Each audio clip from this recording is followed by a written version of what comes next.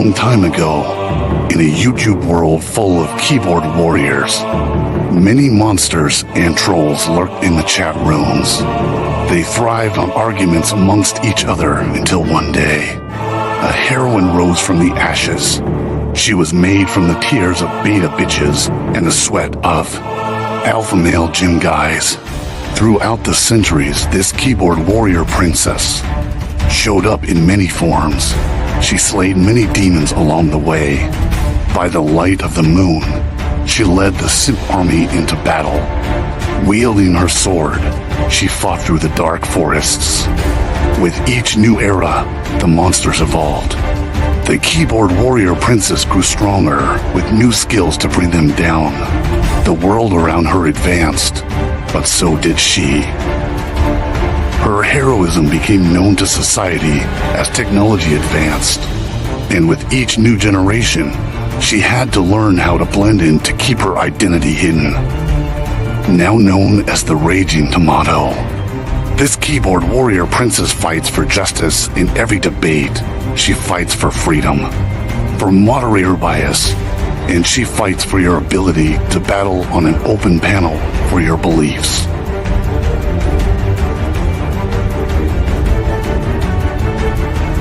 She protects the simp troopers from destruction. She fights to create peace among troll wars. She storms the battle zones without hesitation and leaves the battleground with her pockets full of souls. Are you ready to battle your fellow trolls? Are you ready for a moderator to give you time to talk? Are you ready for justice, peace, and a fair fight?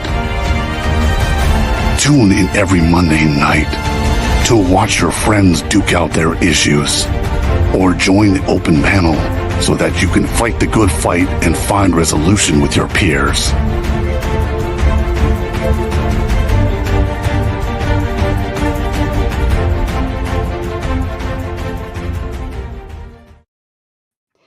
And good evening, ladies and gentlemen. Welcome back. We're doing Moderator Monday on a Sunday night because why not? I don't even know what day it is anymore anyways.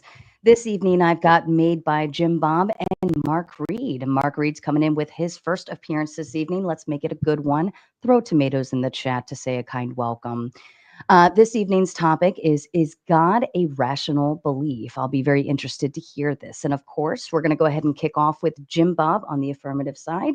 Can you give your opening statements, please? All right. Thank you so much. Is God, the belief in God, a rational belief? Well, we should start by asking, what does rational mean? Let's just go with the basic definition. Rational is based on or in accordance with reason or logic. So how do we know a belief is in accordance with reason or logic? We can use different types of reasoning in investigation. We can use empiricism and the scientific method. We can present formal arguments. Now, in this debate, it's important to note that not all truth claims are proven the same way. For example, if I wanted to know if there were crackers in the pantry this evening, I wouldn't use the same method as I would to determine the validity of Kurt Gödel's incompleteness theorems. With that said, the question of whether one thing is rational as a position and another thing, you have to examine what category it's in. In order to reason that the belief in God is a rational belief, I will be using a very simple argument for God. And by God, I mean a necessary, universal, and absolute mind. But before I present that argument, it's important that we lay out a whole plethora of other things we need to assume before we can even make arguments or inquire about whether or not a belief is rational.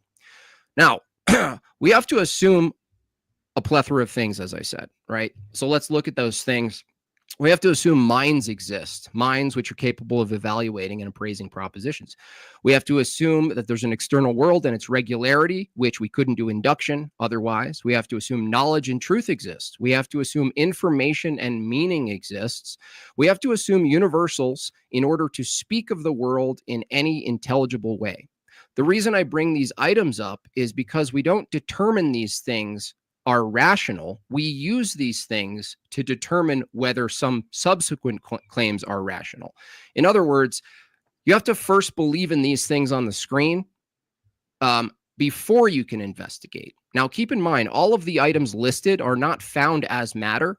They are not determined using measurements or empiricism or science. They are assumed at the base level, right? There's no, otherwise, we're asking, how are those things justified? Well, we're certainly not justifying those things by the subsequent methods. Being that logic itself is listed in the definition of rational as the arbiter for determining whether something is rational or not, it follows that we are holding logic to be universal. By universal, I mean it applies to all potential circumstances. I would also argue that logic, specifically the classical laws of logic, or the laws of thought, are absolute and universal. By absolute, I mean unchanging. They're not dependent on human opinion or convention. I would also argue that the laws of logic are conceptual and abstract. These three properties give me my first premise tonight. Premise 1, the laws of logic are universal, absolute, and conceptual. Now, what do we know about concepts? Concepts are mind dependent. There is no concept we can refer to without assuming a mind. So my second premise is, premise 2, concepts are mind dependent. But these aren't just any concepts. The laws of logic are universal and absolute and conceptual. Human minds discover universal concepts, but human minds don't create absolute concepts. We cannot produce universal concepts. We discern and discover these things. Do we create our own concepts that are not universal? Of course. That's not what's in question tonight. So the argument goes like this. I'll bring it up on the screen here so you guys can read it with me. All right. Premise 1, the laws of logic are universal, absolute, and conceptual. Premise 2, concepts are mind dependent. Premise 3, universal concepts require a universal mind. Premise 4, universal concepts exist.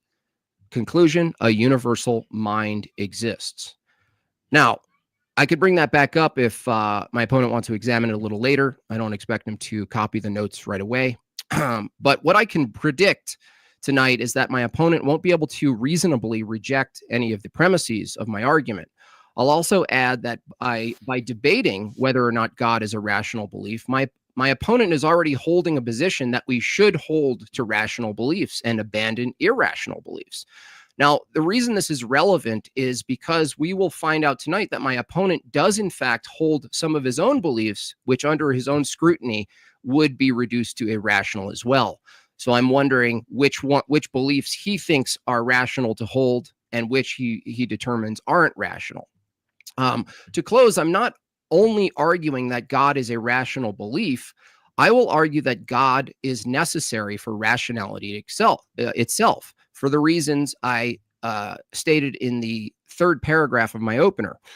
A reminder of what we're assuming tonight when we debate.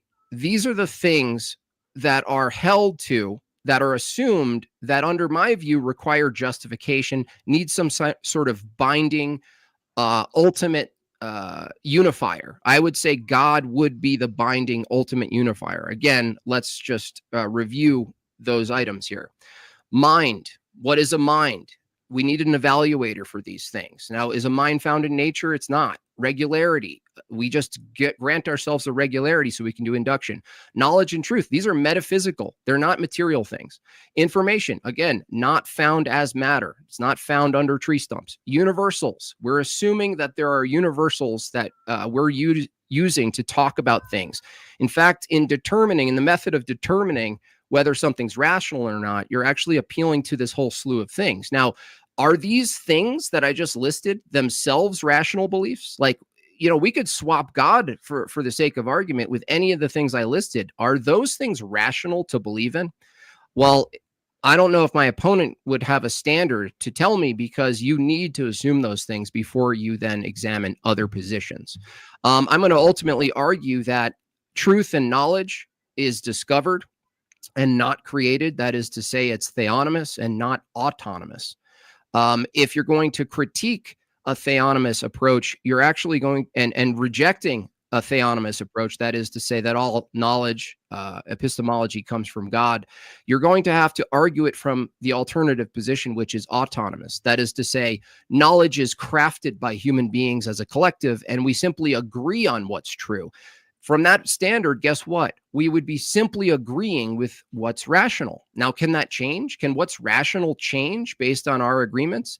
I'll let Mark, my opponent, let us know if he believes that that's the case. So without further ado, I'm excited to get into it. Thanks for having me. Thank you, Jimbob. And Mark, the floor is yours.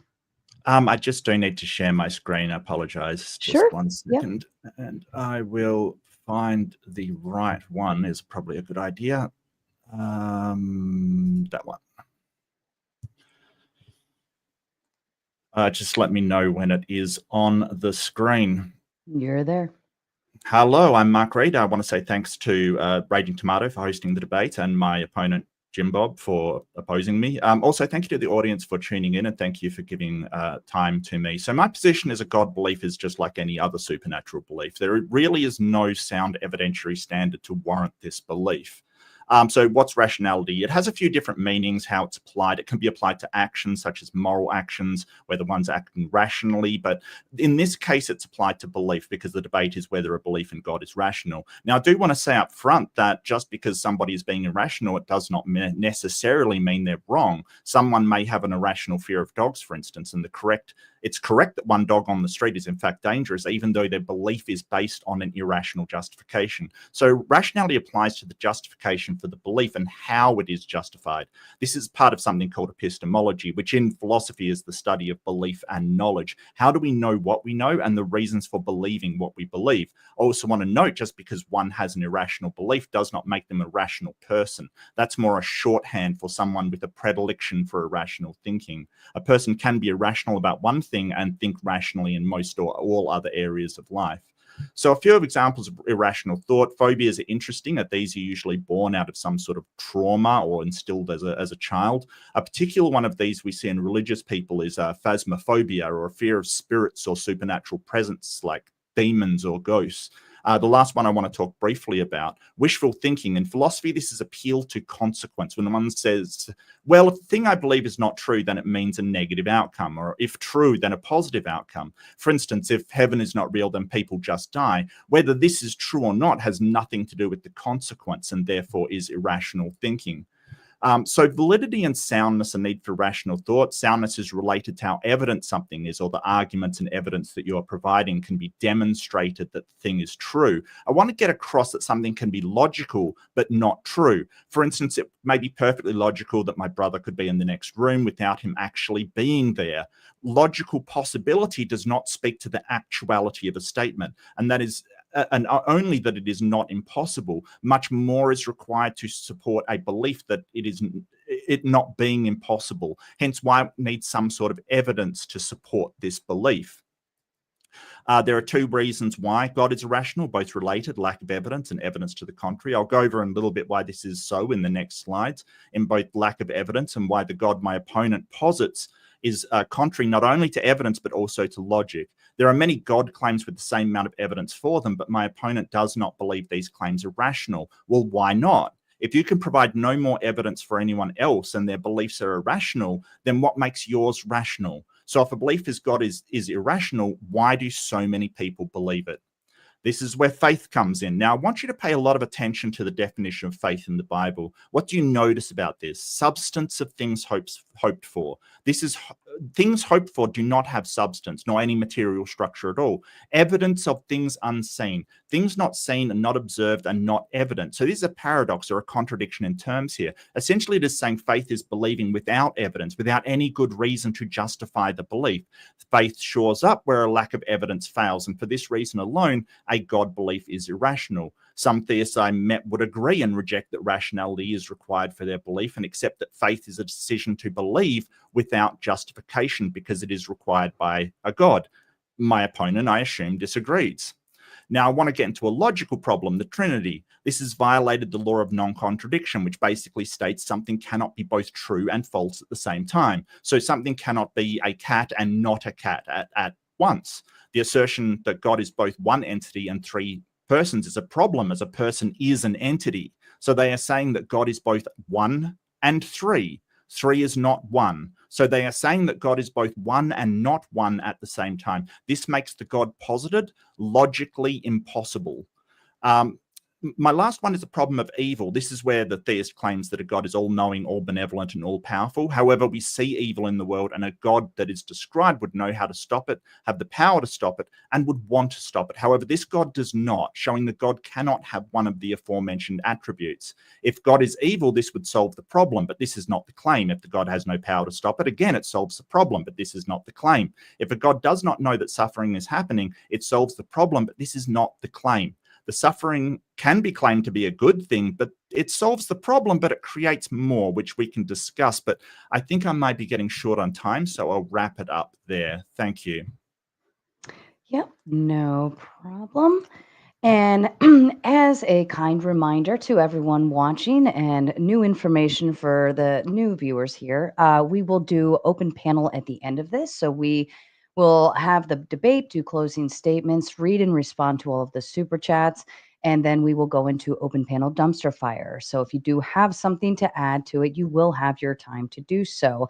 And for the record, there's over 400 of you watching right now. Please do the kind courtesy and hit the like button, subscribe, share, do what you need to do. Outside of that, gentlemen, I leave the floor open to you. Sure, yeah. In your opener there, Mark, you said rational belief is something that's backed by evidence. Is that correct? That's correct, yes. And do you hold that we ought not believe things that are not backed with evidence?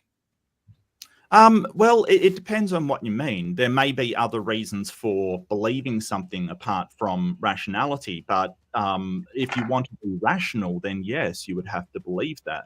For instance, you could believe something on necessity, for instance, like it's necessary in order to live my life that I do believe something, but it certainly wouldn't be a rational belief. Okay. However, having a non-rational belief in one area doesn't mean you're irrational everywhere. I was just wondering because I was wondering if you, if there was an example of something that you believed in that was under your own standard irrational, or no, you think? I think people have a propensity to drop into irrationality. I'm certainly not claiming that I'm perfectly rational all the time. I think that people are predisposed to emotional reasoning, for instance. They will go, okay, well, I feel a certain way, therefore I'm going to make a certain decision. I'm sure you have done it yourself upon certain occasions and looked back and said, hey, that is irrational. But we're not really talking about my beliefs here. The problem with what you've said is that it's something called a tu quo quo fallacy. It means in Latin, and you also. Even if I was irrational, it doesn't show that you are as well. No, I understand. Like the whole proposition that you're rational or irrational about your God belief is completely independent of what I understand. Well, I understand that position, but if your standard for determining what's rational, if you don't have one that you use, then that's why I ask, like, for instance, do you believe in human rights exist? Well, it's not about my beliefs. It's no, about it is whether because the God belief is rational. Because basically, if we're looking at where we are rational, dude, let me just say one thing. You asked a question.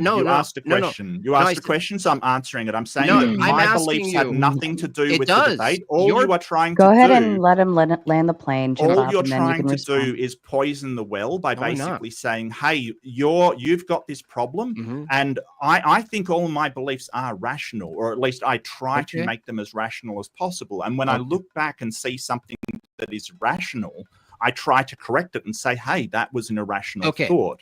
That is what we strive to do. And just because I am irrational in one area doesn't mean I'm irrational in all areas. Do you think if a person is irrational about one thing, they are irrational about everything? Nobody said that. Nobody said that. Okay, so the reason I ask about rights, I'll make it about me.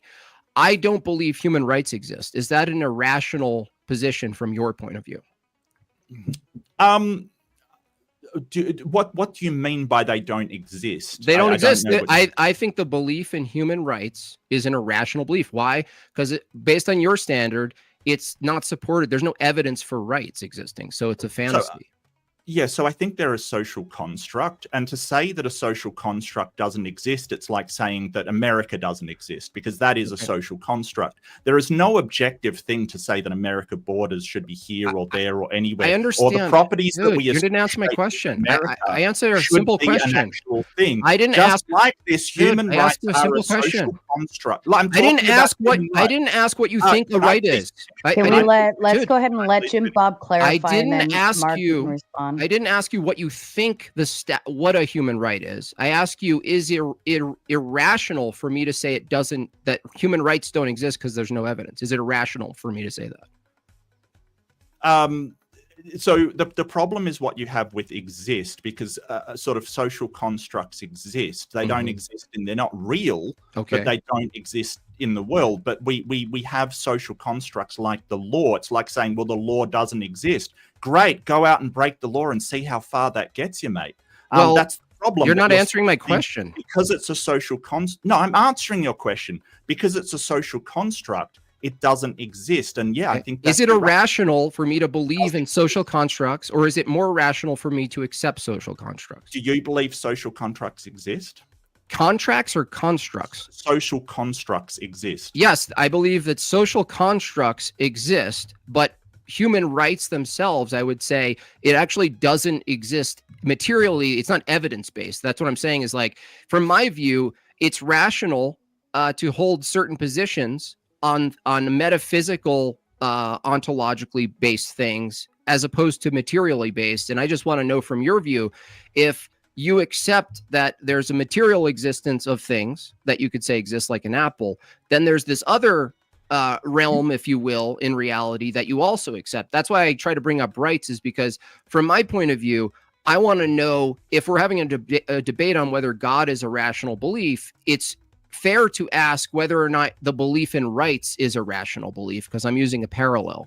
Now, I still don't have an answer. Is it rational to believe in the social construct human rights? Is it rational? Well, I can answer that now that I've got clarification. Okay. If you think that social constructs exist and human rights is a social construct, but you don't believe that human rights exist, even though you believe that social constructs exist, yeah, that's irrational. Yes.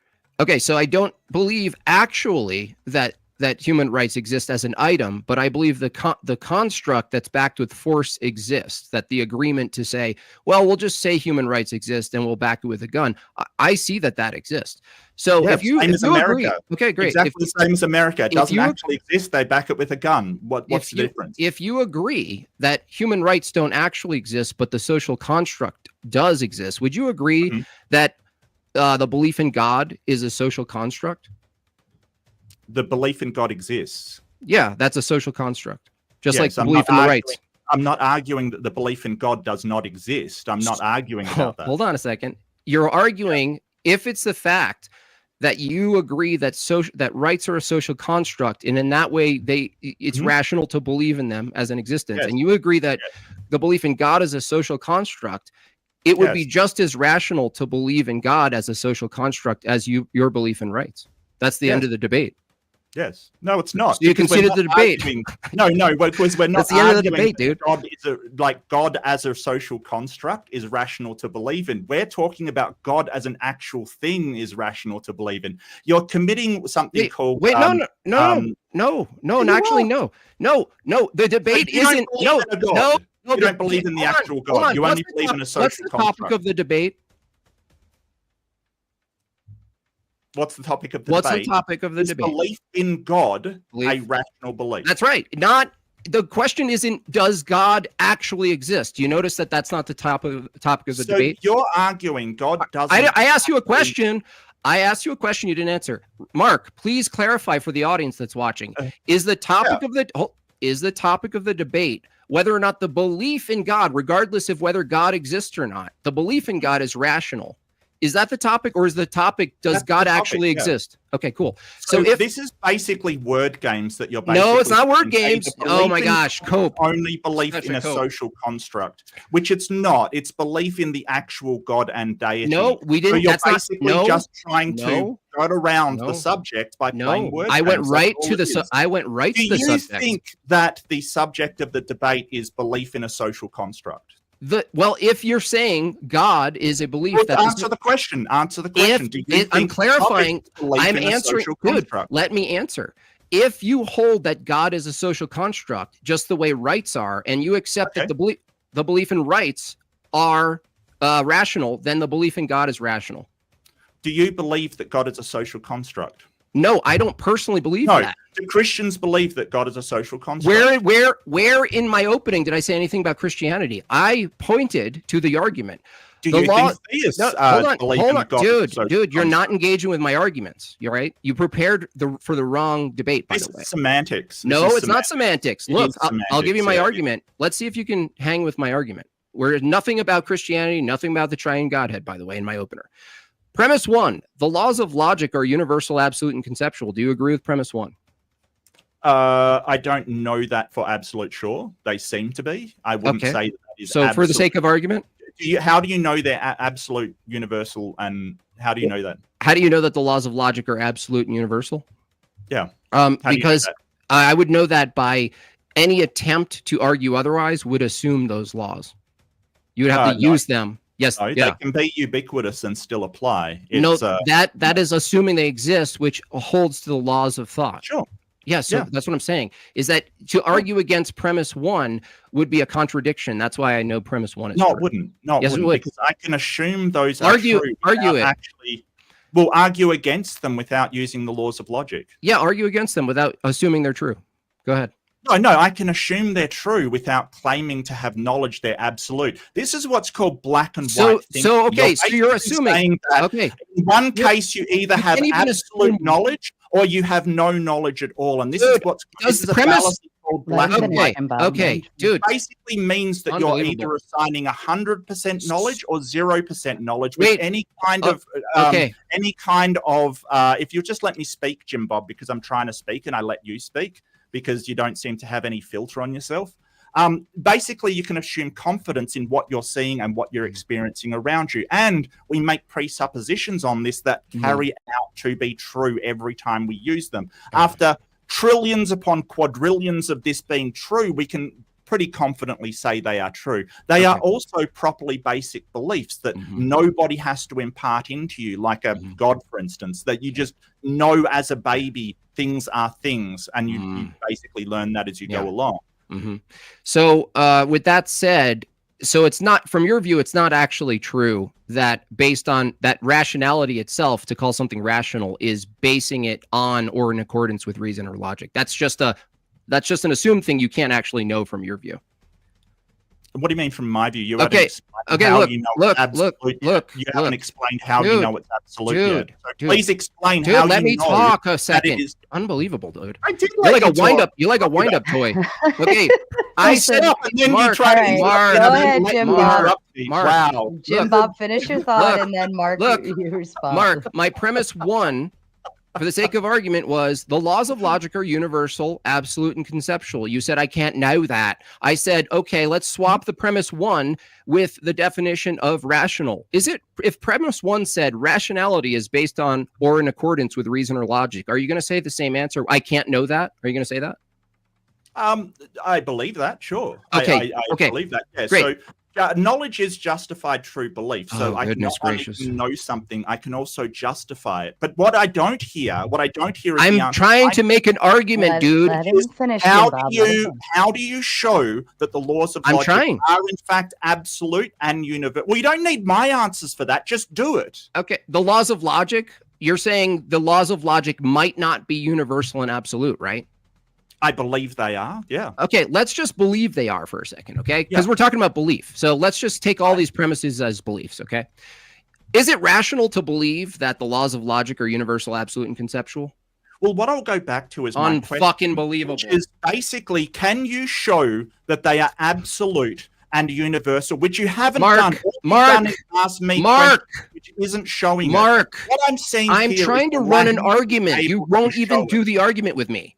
No, I Look, won't. You're not look, answering my question. Is it Why don't you reason- answer the question? The title of the debate is it rational? Is it rational to believe in God? So I'm going to stop for a second. As I said, which you ignored, there are properly basic beliefs. I There are don't beliefs care. that I'm asking don't- about a premise.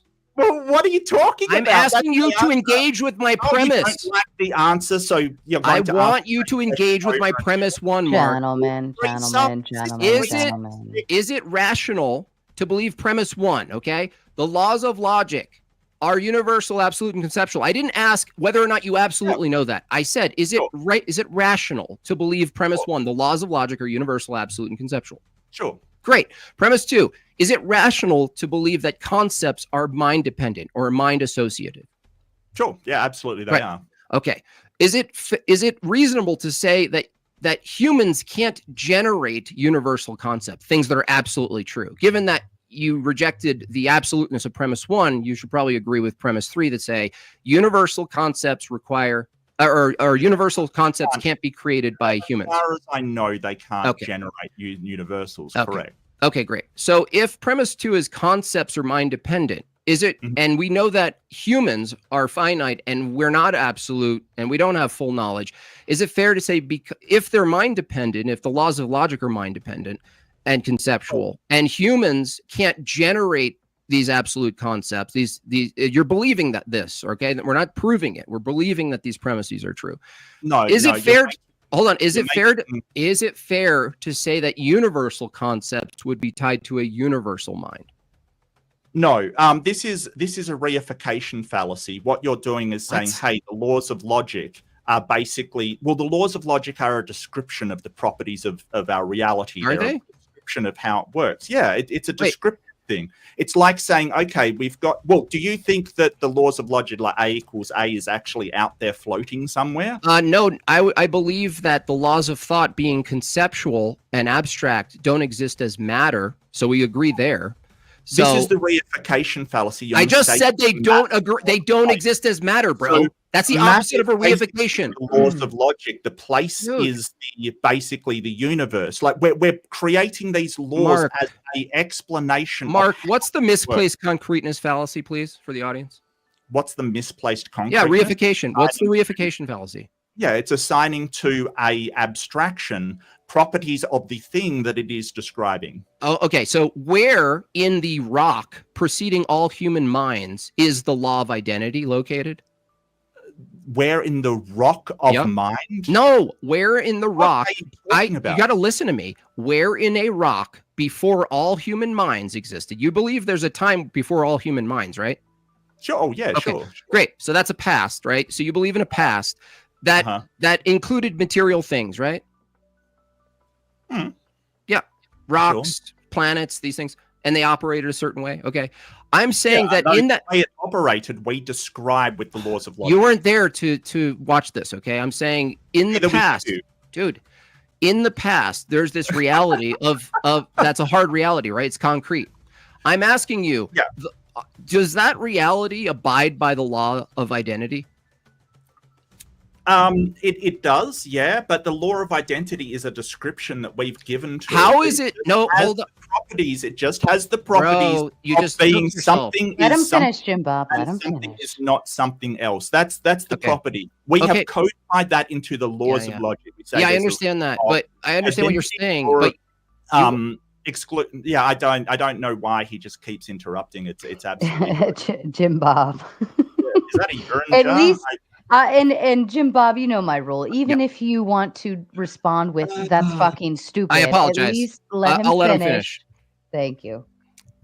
But what I'm not hearing here is any kind of justification for your God. It's just a big, the point is that these laws of logic, these things that we say, hey, it's inherent to the universe. You're saying, hey, a God is responsible for creating them somehow. I say, hey, they're just describing an inherent property of the universe. If you want to go, oh, well, the laws of logic I mean the properties of the universe that have an identity, etc. Okay, all right, I get what you're saying, okay? But I don't think they're conceptual. I think they are just a fundamental property of the universe. I know that dude, you can't just you can't filibuster me, bro. Stop filibustering. I am not hearing. I'm on the positive. You're supposed to be critiquing my statement. No, that's not how debate. I'm on the positive. I'm the affirmative. I'm the affirmative. You're not critiquing me. You're not critiquing me. So what I want to know is you're claiming these aren't inherent to the universe and they're coming from a God. I get that. They're coming from the mind of a God. How can you show that is in fact coming from the mind of a God? Okay, cool. The irony here is that you just reified the laws of logic as some inherent properties of nature, okay? I asked you a simple question. Before all human minds could describe the world, there was a world that existed with objects that held their identity. I asked you, do those objects abide by the laws of logic? And you said they do. I said, where in that universe, given that you said they're properties of nature, where is the law of identity a property of an object? Well, then I misspoke because I meant that they abide by the properties of the universe and the laws of. Do you think the laws of logic? You're asking me a question. As a conceptual thing before humans came along? I think the laws of logic apply to nature itself. The nature itself follows those rules. It doesn't. A rock stays a rock. Hold on. Doesn't turn into something else. So it's abiding by these laws, right? It's abiding by these laws. It doesn't violate the laws of identity. Right? I see the problem here. You're saying the laws are prescriptive, right? No. They are No. I'm saying they're descriptive, but what I asked you, if they're descriptive, laws of logic exist before there were human minds to come up with them. Yes, because if you're saying they're descriptive, do you know what has to exist for you to describe something? A referent. A referent, yeah. A referent. So what's the referent of the law of identity in nature? Properties of the universe. No, that's vague. I'm asking where did you find the law of identity in the universe as a property? It's descriptive. We said, hey, that is like a law of nature, like any law of nature. Dude. Like Boyle's. You think Boyle's law was something before it came along? It describes a property of nature, Jimbob. This is the thing. If you want to go to the properties, sure. Okay, I get what you're saying. That you're saying. What does a property of nature mean? It's describing. What does a property of nature mean, please? Clarify. Property of the reality. What does that mean? What does a property point to? No, give me an example of a property of. Ask me like what the nature of reality is. No, good dude. Tell me an example of a property of nature, so I understand what you mean by a property of nature. Water at 100 degrees Celsius boils. That's an effect we can observe. Now, please tell me where the law of identity is a property of nature. Let me finish my question.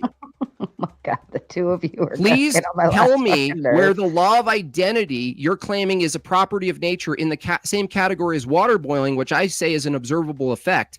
Where, if those two are in the same category, where did you observe the law of identity in the same way you observed water boiling? Because I'm a human and not a human. Is that, you really think that answers my question? I'm a human and not a human. Really? No. What did I ask you? What did I ask you? Can you show me the property of the nature that shows the law of identity? That's in the same category as the property of nature called water boiling. I just did. You said I'm a human being and not an alien? That's your answer? Yes. We have discrete things that are something and not something else. That's it. That's all that the law of identity explains. That's an evaluation, bro. What? That's a description. You know I really think you are just avoiding talking about evidence for a God. Evidence. Okay, let's talk about evidence. You think? Do you disagree that the laws, the fundamental laws of logic are conceptual? Are they abstract? No, are a thing. Do you disagree? What does a thing mean? What does a thing mean? They are a way to examine reality. No. They are present in reality. Jimbob, let him finish his sentence. Where are they present in reality? Because you said evidence, right? I believe the laws of logic do govern reality. Great. Are they abstract or actual? The laws that we create, that we describe the universe with, are abstract, like any mathematical Okay. law, like anything we Okay. make up. Maths is an Oh, abstract. here he goes. But Here he goes the again. properties of the universe, basically, they're describing those Okay, properties. let me give you back. Something can be one thing, but it can't be. Let me give you back what you said. Let me give you what. That is Oh what my gosh, I think dude. is happening. Let me But you believe these things are the same things as well. So I don't know what we're arguing about. You except said so much, dude. Just stop. Why a belief in God is right. had to do was sign up for tier 2 'cause you're my Patreon girl, and your love for me depends on how much money that I pledge to you monthly. Okay, shut the fuck up for a minute. You're both starting to get on my nerves. If we keep interrupting each other when we're trying to finish off a sentence, then it's only going to make it worse. You're not going to hear the full statement. You're not going to hear the full question, so on and so forth. So the both of you need to take a step back from the conversation, take a fucking breath in, and stop interrupting each other, because it's doing is making the conversation harder. I get it, Jimbob, you're trying to say something that Mark is not hearing, and Mark, you're trying to say something that Jimbob is not hearing, and I'm too dumb to translate on this one, okay? This is nothing in my alley of expertise. But what I will say is stop interrupting. It makes it hard. Okay, Mark, you said something, and I wanted you to clarify something. You said you believe the laws of logic do govern the universe. I'm going to ask you a question. Did they govern the universe before human minds described the 3 classical laws? So by govern, I mean that it's like if a law of physics governs how the universe operates, it is just shorthand for describing how the universe works. Like, for instance, the theory of gravity, that it's conceptual, but it does describe something real. This is the problem. You're not answering my question. Oh, well, I am. No, what did I ask you? Well, it's like saying that, hey, you've got a map there of the landscape. Is the map conceptual? Well, yeah, the map's conceptual, but that doesn't mean that the real place does not exist. Well, I'm explaining this to you, Jim. What did I ask you? Do you think they're conceptual? No, I didn't ask you that. You're not listening to me. You said the laws of logic govern the universe. I know what you mean by govern, that the laws, the universe is set up in a way where a rock can't suddenly be a tree out of nowhere and go in and out of identities, okay? I'm saying I agree with you that nature itself abides by the laws of logic, the classical laws. I'm saying, I asked you a simple question. Before humans came along and used language to describe what they see are those laws, law of identity, non-contradiction, excluded middle. I'm asking you a simple question. Given that you said the laws seem to govern how material operates, sure. I asked you a simple question. Before human minds came on the scene, were those laws still governing the universe? Yeah. Yep. Okay. So I'm asking you, from my positive view, Mark, I'm saying the laws you admit are abstract and conceptual. That's their ontology. No, because you're what are they then? Again, you're reifying it. You're basically I saying am the opposite of reifying it. No, because these are just the properties of the universe, right? So the properties of the universe are not conceptual. The laws of logic describe the properties that we see in front of us. Now, you can argue that the properties don't exist or that the properties come from a god, but if we agree that the universe behaves in such a way, like you're trying to make it like, well, the laws of logic are conceptual. They basically mean that there's got to be some kind of mind to create them. And what I'm saying is I don't see any reason that's the case. I see them as an attempt to understand the world around us. Is that conceptual? Is that conceptual? What do you mean? Dude, by the way, I don't know if you know what reify means. When someone hold on, I'm talking right now. When someone says reify, what they're doing is taking something abstract and trying to make it into a material thing. No.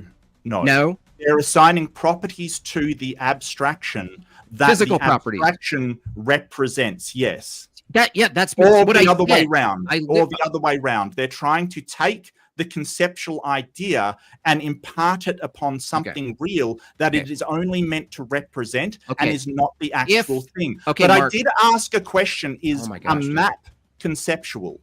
A map is conceptual and actual. Did the and actual? Yeah, How map. can it be conceptual? Like conceptual and actual, Actual, are yeah. like a Yeah, concrete. can you ever read a book? You're saying it is Have you ever read a abstract book? and concrete? Yeah. There, I would say my position, given that my opener covered this, is that reality itself, to determine what's rational, you're actually don't understand this, dude. Oh, You're dear. interrupting me. I just told you Sorry. a book or a map. How is it you're going to argue a book isn't actual and conceptual?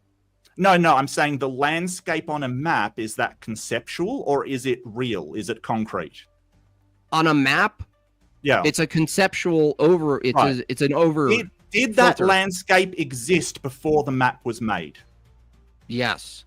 There you go. That's the answer to your question. No, because Yes. maps are actual things, dude. I'm talking about immaterial things you can't hold. Laws of logic are we not can- maps, dude. We can have a concept in our mind of things that can Is actually mind describe mind them. actual? Or, Doesn't need to be a Great. concrete as well. Is if mind- I have a image in my mind about my Unbearable. street outside, No. does that mean that? Can I just point out for a second that Jimbob is getting angry because I won't let Angry? him interrupt me? It's incredible. So if I have a mental image of my street outside, that Uh-huh. is conceptual, but that Cool. doesn't mean the street doesn't exist. And this is Okay. what you're doing. You're saying, hey, Okay. it's conceptual, Here. therefore the street is conceptual because it existed before you had the image in your mind. No. Yeah, that's listen. what you're saying. No, well, Absolutely. first of all, streets are built by people, so we know what they are and we know what to call them. Second of all, here's the thing. I'll swap because you're getting lost in the sauce with the laws of logic. You think the laws I of don't logic think so. are properties of nature. I asked you, where are they? Just the same way you pointed to bubbling water as a property. I go, oh, that's interesting. I can actually see bubbling water. I can't seem to find a law of identity. Let's swap the law of identity, Mark, to make it easier on your brain. With truth. Do you think truth exists?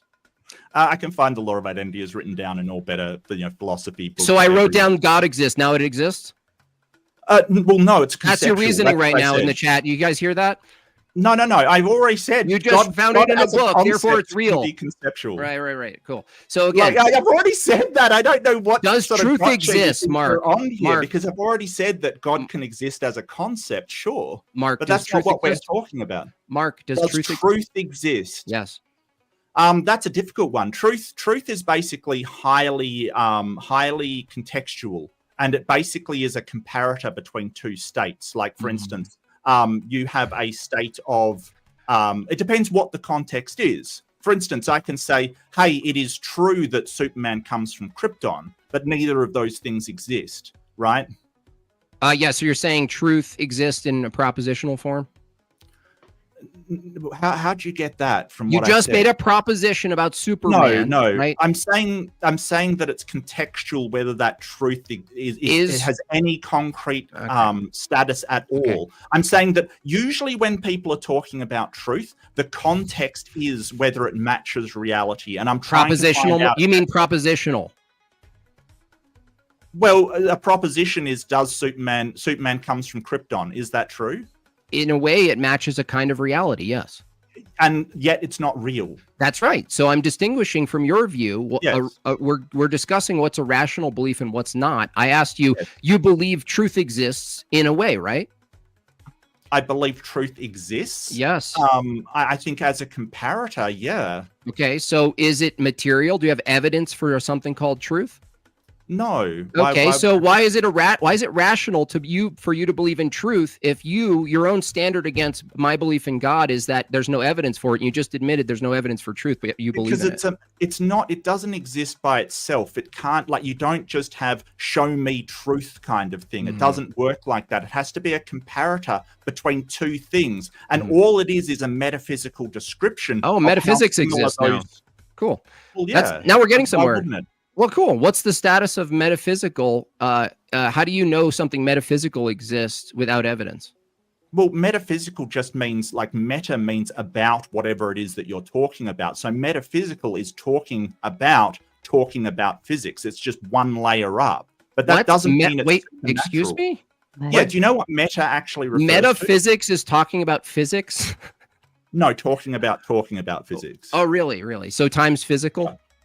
Well, yeah, it's talking about really? about physical. It's Okay. meta. That's the whole point. Meta means, like, sort of one step removed, talking about what it is that you are discussing. Does it right? mean So discussion of a discussion is a meta discussion. But that doesn't mean it's supernatural. We're simply giving a name to a state of two things being similar. Like if I say, hey, I am bald, right? And that is reflected in reality, then that has the status of being true. It doesn't mean it exists as a thing. Like, can you show me truth without showing me something else? Just truth by itself. Show me that. Truth? No, I would argue that truth is outside of the evidential category, which is a point in my direction, being that dude, let me talk. You just talk for a lot. Let me fucking talk. Oh my God.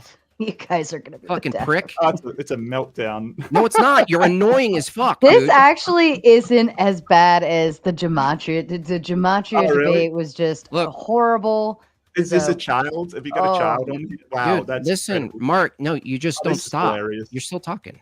Well, we're laughing. We're talking about the ontology of things that aren't found as matter, correct? The ontology of things not found as matter. Yeah, I guess so. So is it rational to assume there is an existence that's not material and evidential? No, because I don't see any evidence for that. Dude, you just wrecked your own epistemology. Look, knowledge. You believe knowledge exists? Do I believe knowledge exists? Mm-hmm.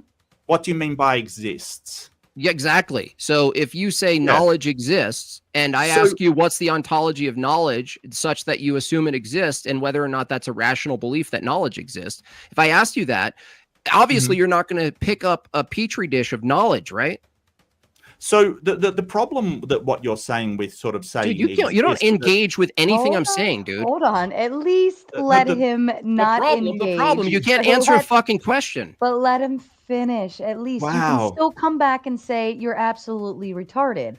Either way, just let him say it. Let him not answer the question. I understand that, but that is for you to respond it's to. For his argument, so he doesn't. You don't know what I ask anyway. So what's the point talking? When we talk about whether something exists, basically we're saying that there is a state somewhere, but that is highly contextual. You can say that America exists, but we don't think it's all physical. But then again, it's not sort of supernatural. There's nothing supernatural about America. It just is a state of mind. It is a social construct, and that's one example of something metaphysical. We can also have constructs within our mind, and that construct, when we have knowledge, it's belief, which isn't supernatural. It can be justified, which also isn't supernatural, and that's basically what knowledge is. But it doesn't mean there's this knowledge monster hanging out in space that sort of, gives magic knowledge to people. The weirdness of what you're saying is sort of, well, if you don't think it's material, then it must be some sort of supernatural. No, of course not. Can you answer my question now?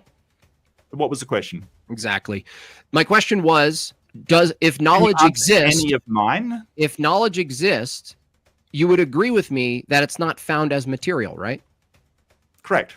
Okay, so actually, that's not true necessarily. I mean, you could make a statement that, hey, the belief is a thought, and we know thoughts exist materially because it's made up of electrons in the mind. Oh wow! So the thought of God exists as electrons in the mind. So God exists?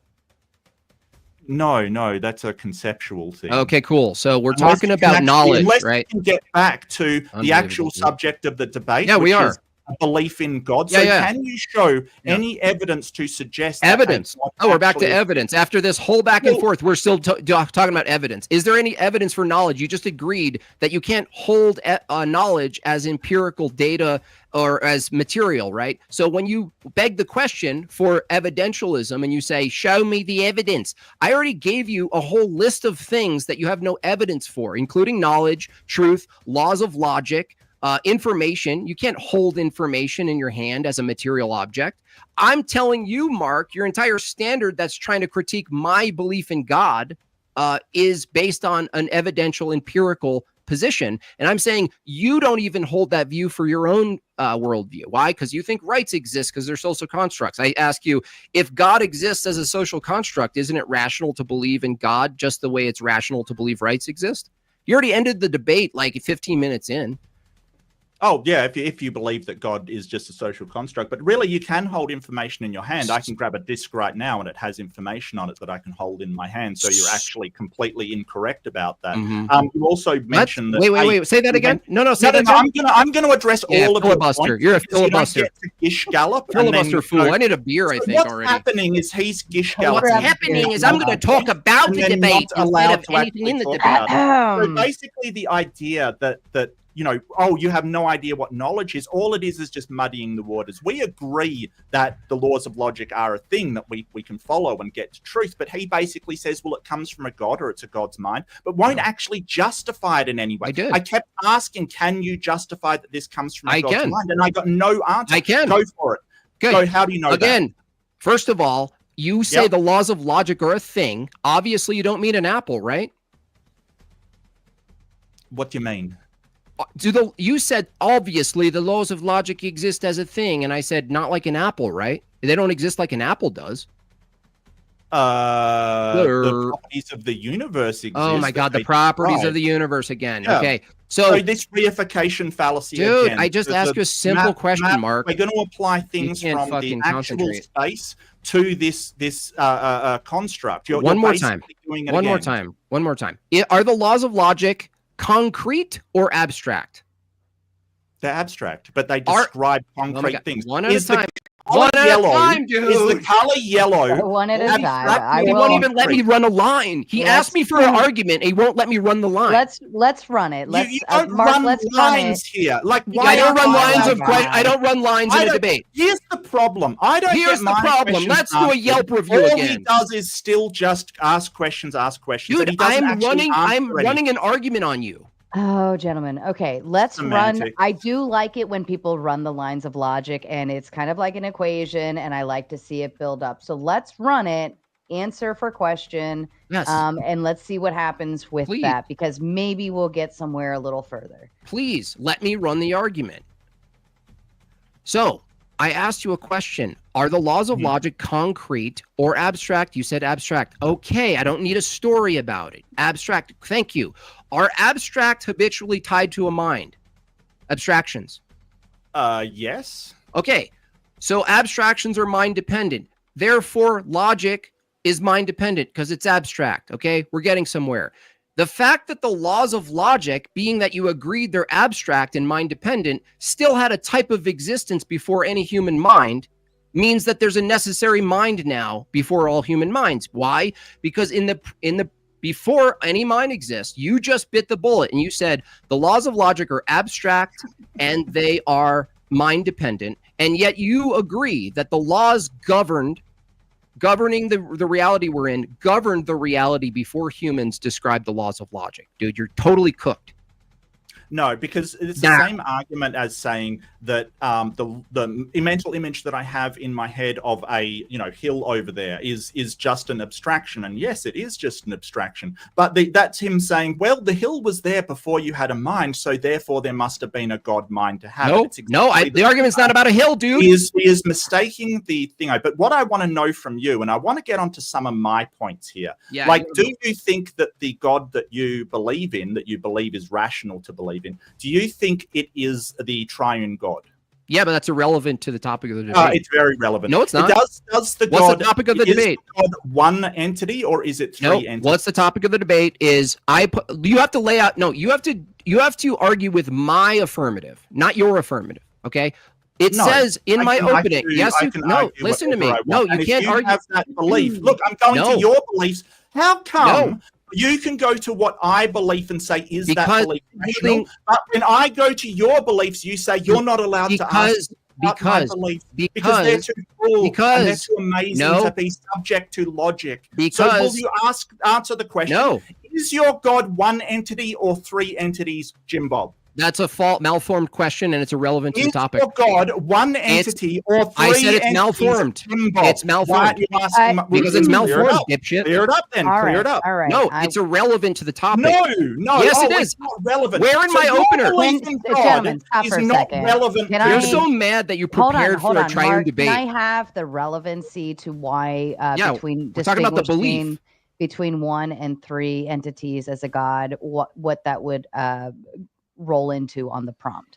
Yeah, so Jimbob has accused me of holding irrational beliefs, and he wanted to investigate my beliefs by going through human rights and all of these laws of logic and all of these things. Now, I want to investigate if he's got a rational belief, which is actually the discussion that we're having, is the belief in God rational. So I'm investigating his beliefs just like he did mine. And we're finding out that with the Trinity, that is what he believes. He said it's what he believes. And so I asked him whether it is rational that one thing is also three, and he just refuses to answer. So what is good for the goose is good for the gander. Wrong.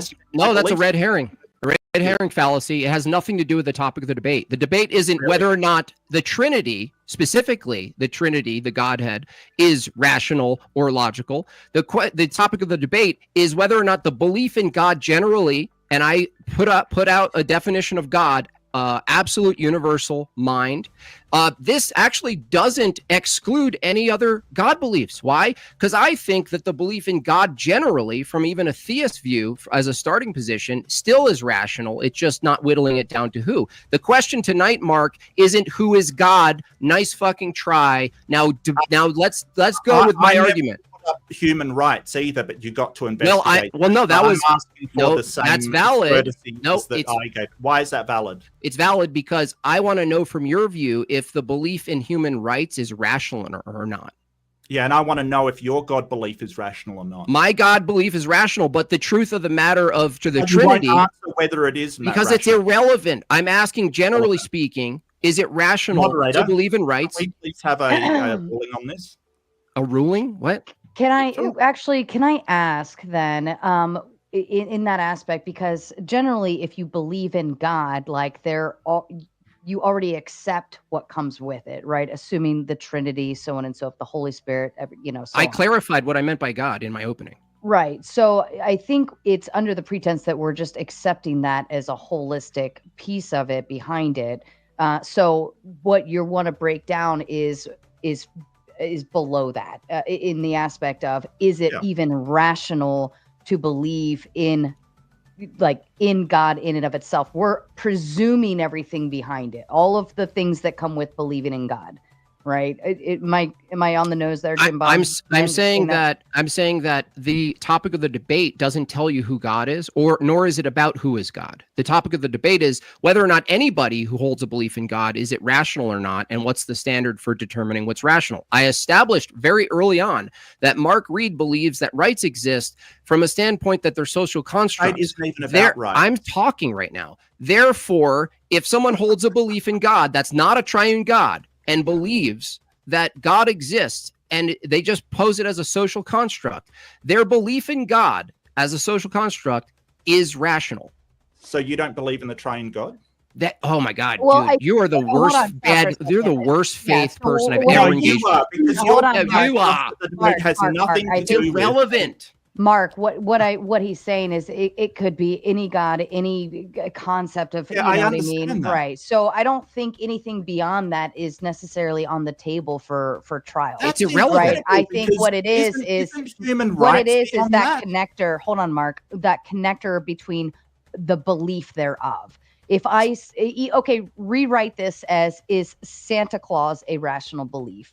Right? Like, we're not going to go into toys, magic, everything like that. We're just going to say, is that belief thereof, rational? The problem there, Sarah, is if I had a belief in Santa Claus, I'm sure Jimbob would want to investigate why Santa is a rational belief, just as he investigated why human rights was a rational belief. But when I start to investigate his beliefs, it's no, we've got to keep to the top subtopic. But that should be the same for both of us, not for just one of us. So this is very, very prejudiced and very, very unfair moderation, because he is able to discuss subjects that aren't even in the debate, while I can't discuss a topic of the debate. I'll show you how it's irrelevant. He admits that he believes. I'll show you how it's relevant. I'll show you how it's irrelevant right now, Mark. Watch this. Ready? Even if the triune Godhead, as explained, didn't make any logical sense at all, and it violated every single problem in logic, right? Every violation, right? Let's just say it does, right? Let's just grant it for your sake of argument. If you agreed that believing in that God as a social construct was justified and wasn't irrational. The question wasn't whether or not the examination of the triune Godhead is rational. The question is the belief in an irrational God is rational. By your own admission, early on, you took the L and you misspoke, either misspoke or took the L, because you said the social construct can be totally false and rational to believe in. It could be totally false that human rights exist, but it's rational to believe that they do. Well, it could be totally false that the triune Godhead exists, and it could be rational to believe. You literally lose the debate explicitly. No, yes, you do. No, just say now. The debate is not whether it could be rational. It's whether it is rational. Yeah. And just because it could be doesn't mean that it is. You seem to have this problem with black and white thinking, that things are either 100% true or 0% false. And that is not how we ascribe confidence level to what we do. Cool, yeah. So coming back to the Trinity, you're saying that the Trinity is completely irrational. Well, thank you for admitting that. I didn't admit that, you snake. I granted it, you little snake, you little shiny, slippery snake. Do you know the difference between granting and conceding, you little fucking snake? I'm going on to... You're a snake. This is hilarious. Let's just presume. You're such a little slime ball, dude. Okay. To a child. You're a little slime ball. You're a liar. Both of you. I said thank you for I didn't admit it. I didn't admit it, you creep. I granted it. Do you know what that means in a debate, dummy? Can you grow up? I'm asking you a question. How old are you, by the way? Do you know? Is this an adult that I'm talking to? I feel like just get this out, or you know the difference between granting and conceding, Mark? I never said you conceded it. You said you admitted that's a concession. Sure. So you did say conceded. You're a liar. So you're a liar. No, you're just a liar. Why would I believe? Why would I even? Why? Why would we even listen to what you're saying? Oh, Jimbob, the drama. So when we go to the concept of a rational belief, right? I feel like it's more of the action, but not necessarily of what Sarah, it's going to. I do apologize. Right? I would like to pursue that he granted something that we're going to grant it, right? Completely irrational. So his belief in a God, because he already said, hey, I believe in this thing. He's just said that his belief is irrational. So he's just conceded he has irrational beliefs. That's not conceding, dude. So we're going to come back. Are you this dumb? I'm misspeaking. He's granted that it is irrational belief. Right. So if he's granted there's an irrational belief that he has, and he's got no problem with that, I want to come back to the original topic, which is, can you demonstrate, not just ask questions, not just say, oh, well, you think the laws of logic are a law explaining something, right? I want you to demonstrate that the God actually exists, that it is a rational belief. Sure. Okay, cool. Again, what you just said earlier on, I already demonstrated, right? I already demonstrated. This is how I demonstrated, okay? You agreed, premise one, that the laws of logic and truth are abstract and absolute. You believe that, right? Being that they're abstract, you admitted premise two that abstractions are mind dependent. You believe premise two. I never said that. Yes, you did. I didn't. Okay, fine. They're abstract, and are they universal? Do you believe they're universal? I think so. I think okay, great. So they're abstract and universal. So premise one, truth is universal and abstract. Premise two is abstractions are mind dependent. You admitted that before any humans came on the scene, the laws of thought governed matter before any humans existed. I've never said that. Yes, you did. Yes, you did. No, rewind the tape. You did say it. I asked you, you said the laws of thought govern, the laws of logic do govern nature. What I meant by Hold on. And I asked you a follow-up question. Did these laws govern the material world before humans came on the scene to describe those classical laws? You said yes. No.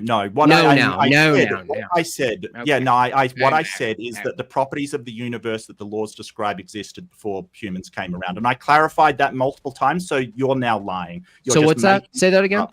That the properties of the universe that the laws describe existed before humans. But you're trying to say, hey, the map and the place are exactly the same thing. The laws of logic, they're an abstract and they're exactly the same thing. Dude, listen. I don't really care for what you're trying to... Let me clarify something. Here into the conversation. All right, let me tell you when you're done mumbling. Really, what I asked and that I got no answer for, can you Metaphysics is physics, right? Yeah.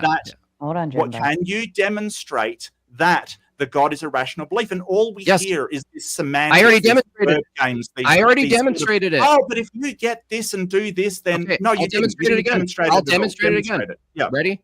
Do you believe human rights is a rational belief? Yes. Okay. Do they actually exist? Do they actually exist? Yes. Really? They exist? Did you see one? As a social construct. Oh, okay. Okay. Does a belief in God actually exist as a social construct? Does a belief in God actually exist as a social construct? Yes. Cool. So it's rational to believe in God. Debate over. No. I don't know the entailments of my own fucking view. What you're saying, you're sort of saying W's in the chat. This is over. If this social construct does exist, is idiot. it rational to believe in it? Just because a social construct exists doesn't mean it's rational to believe in it. How do you not know you lost? A social construct of, Jabal Jaya, the country that no man can enter. You're confusing. And it wouldn't be rational to believe in that, even though it is a social construct. You're basically going, because you believe in one social construct, then you have to believe in all social constructs. No, it's over. This fallacy I didn't say that. I didn't say that. I didn't say it. All of constructs or none of them. Okay. And so this is the problem that Jimbob has. He cannot distinguish between belief in one thing and belief in another based upon justification. Now, my explanation of what rational filibustering. No. Just let me. Yeah, you're filibustering. You're filibustering. Let me finish my sentence. Let him filibuster. Rationality was whether you are able to distinguish between a justified and unjustified belief. And now Jimbob going, well, if one's justified in human rights, then the other must be justified in a God. Yeah, and that's right. That is not the case. That's the entailment. Jimbob, are you human? You're filibustering, dude. Let me talk. So this guy has no. He's just going to filibuster. Hold on. Oh, Jimbob. yes, says the filibuster. Jimbob, because you keep throwing in the one-liners, and so then I can't. He's never gonna fucking end, dude. I hear you. Let me ask you questions like you did. Oh, I can't respond to everything you just said. Now you're gonna ask a question. Okay. Because it is rational to believe in one social construct, does it mean that it's rational to believe in all social constructs? Based on your standard, yes. Yes. So if I make up a social construct, share it with a few people, it's a social construct, it is then automatically rational. Is that true? By your standard, yes. By my standard, I wouldn't think so. So that's not my standard. No, you just admitted it was your standard. By the way, you just filibustered. Let me talk for a second. You just filibustered. You haven't answered the question. You just said by my standard, and you're wrong. Yeah, by your standard. That's not my standard. Okay, let me talk. You just talked for a lot. Okay, you're confusing two things. The question of whether or not the thing that you believe in is true and evidentially true is a different question of whether or not the belief in that thing is rational. You admitted that human rights, the belief in them, only exists in their social constructive expression, right? So it's rational from your view to believe in human rights because the social construct exists. So you believe in that. Yeah. Now, so this is a category error. Stop. Oh, I thought you'd finish. No, Sorry. I didn't finish. So okay, keep going. To extend, if you believe that if you thought that, then you would also think that the belief in God is a social construct. Therefore, it's justified and rational to believe in God the same way it's rational from your own view to believe in human rights. You understand? The question isn't whether or not God actually exists. The question is it rational to believe God exists? The question isn't whether or not rights actually exist. The question is whether or not the belief in rights is rational, right? You've admitted here today in front of hundreds of people that the belief in something that doesn't actually exist isn't in fact rational. It just has to be a social construct. Well, you're making a category error because I know that you didn't watch my presentation because I pointed out that there's a number of different ways that we use rationality. So the belief sort of rationality of why we have human rights is more linked to a moral rationality. And I even pointed that out in my opening as it's used in multiple different ways. So you're just conflating the two. And the whole idea that, you believe in God, nobody thinks that means you believe in the concept of God. Right? Nobody thinks that. Okay. Everybody is saying the belief in God is believing that he is actually a concrete thing. So that's not true. That's not true at all. That's a straw man. No. No, if someone said God is immaterial and that's their claim, they're not believing it's a concrete thing. Now, do you believe, you mentioned morality there, Mark. Do you also believe morality actually exists, or is that a social construct too? No, I'm a moral anti-realist. So morality doesn't exist, but it's totally rational. This isn't about morality. Oh, by the way. It's relevant. It's red herring. It's relevant. Listen, Mod. Oh my gosh, this guy. He's gonna run. He's gonna run. He knows he's in trouble here. If you believe in morality, you just admitted it. You brought it into the conversation. Is morality the topic Did of the he debate? just bring morality into the topic? You know what? I'm gonna go pee. Y'all are getting on a speed. You brought in morality, Mark. You said, well. Okay. I think human rights, there's a basis for morality that we appeal to human rights. All of this is Jimbob running away. Mark, He's just running away from the debate. I mean, you haven't answered any question. Is it rational to believe morality exists? Is it rational? Whatever I believe has nothing to do whether a belief in God is rational. So you're basically just refusing to engage in the actual topic. Well done. You're done. I'll wait. Okay. Let me know when I can talk. Sure. Now? Yeah, go for it. Yeah. Okay. In a debate on whether or not something's rational or not, it's totally relevant for both people to determine a standard for what we deem rational. It's totally relevant. Yes. The fact that you admitted that the belief in human rights, even though they don't exist, is rational because they're social constructs. You also appealed to something called morality, which I didn't bring up. You did, Mark. And I'm asking you, wow, that's interesting. You brought up morality as a justification for human rights, because is the belief that morality exists rational?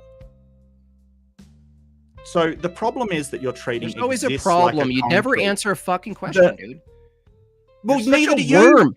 I'll answer every question. Did we get it all out? Did we get it all out? Did we get it out? I'm trying to answer, but like the actual question is malformed because he's saying exists like it has to be material somewhere. Exactly. Where something can exist conceptually. Can God exist conceptually? Like I said, America exists. Right? You're losing. Like that exists. So God couldn't exist conceptually. Let him Jimbob at least, being an ass again. Hold on just a second, because Jimbob, you are throwing in the one-liners, right? Yeah, because he's going to go 7 minutes. Oh, because well, he hasn't gone like two. Okay, go ahead. Just let him do it. Just let him do his thing. Let him do his thing. Zach went for like 10 minutes, right? But I will say Mark is at least only going for 3. So it's not too bad. But every time you throw in the one-liners, it throws him off. No more one-liners. Jimbob doesn't want me to talk. I love the one-liners. Jimbob doesn't want me to talk because he's just so scared of me actually talking. He wants to interrupt. He wants to act like a child. He wants to like do all of this stuff. Yeah, grow up, Jimbob. Go ahead. This debate's about whether it's rational that a God exists, and you don't need any kind of thing from me. You don't need my beliefs. You don't need any of that. As I pointed out, it's tu quo qua fallacy to think that if I believe something irrational, then yours must be rational. You have not shown any of that. You have simply misinterpreted something. You basically keep straw manning my position. It keeps happening. I keep correcting you, and you keep doing the same thing. It's sort of so morality, I think, is a construct as well, just like the law. But it's correct to say that the law exists, even though God exists. Doesn't have any physical property. Cool. So God exists. No, the concept of God exists. So it's rational to believe in the concept of God. That's a belief, right? Rational is to believe in the concept of God, which is different than the God. So you lost the debate again. This is just word games. We're not debating whether it's rational to believe in the concept of God. We're debating whether it is rational to believe in God. Look, if your best Tell me when you're done. Your best defense, Jimbob, is, well, it could be a concept. Like, if that's your best defense, I really worry about it. Let me know when you're done. I'm done. That's hilarious. Cool. So from your own standard, it's rational to believe in something that doesn't actually exist, like rights, because it's a human construct and it's a concept. But it's irrational for someone to believe in God as a concept. No, I never said that. Yes, you did. You literally just said it. I didn't say it was irrational. I said, yeah. Well, I mean, do you have? So let me. No. Hang on a second. I never said that it is irrational. Look, Jimbob, if you think you don't have an accent, then you're stupider than you look, mate. Look, it's irrational. It's not irrational to believe in the concept of God. I believe in the concept of God. I believe that it's a concept. This is the thing. This is so cool. Stupid. So human rights don't exist. I think it's irrational to believe in a God, and that is the topic of the debate. So you're just playing word games to try and go, well, it's a concept. Yeah, let me know when you're done. It's rational. So it's hilarious. So it's rational to believe in morality and human rights, right? Yeah, sure. But the concept of them, but they're not actual, right? They're not actual? Yeah, they're not real. No, they're not real. They're noble lies. What's your definition of real? Oh my gosh. From your view, what's real and worth justifying in a belief is empirically validated by evidence, right? I'm saying there's no evidence of morality and there's no evidence of rights, yet you believe and you think it's rational to believe in human rights. I think most things require evidence. There are some a priori truths that we may be able to get to. Sure, I don't think it's entirely necessary, but I think that, like, sort of without some a priori, deductive argument, I think that you're not going to get to something without evidence. And when I ask for evidence, you haven't provided anything. So do you have any evidence to justify your belief in a God? No, I don't hold that it's an evidential view. No evidence whatsoever. No, because it's not an evidential view the same way you have no evidence for truth existing and you admitted it exists. Do you have any evidence against any other God posited out there? Evidence against?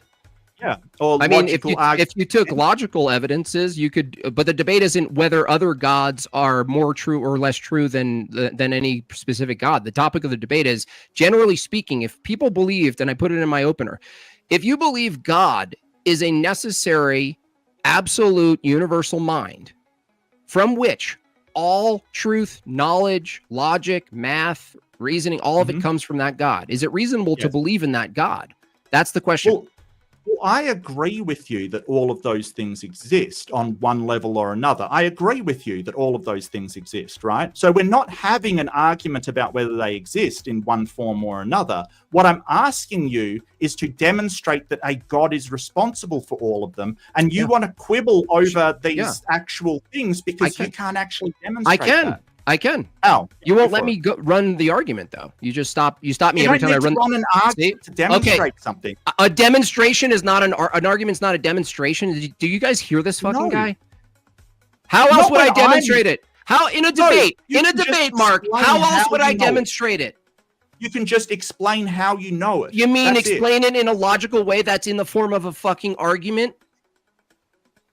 Well, your argument's failed so far. I don't see where the only way your argument is. You won't even let me run my argument.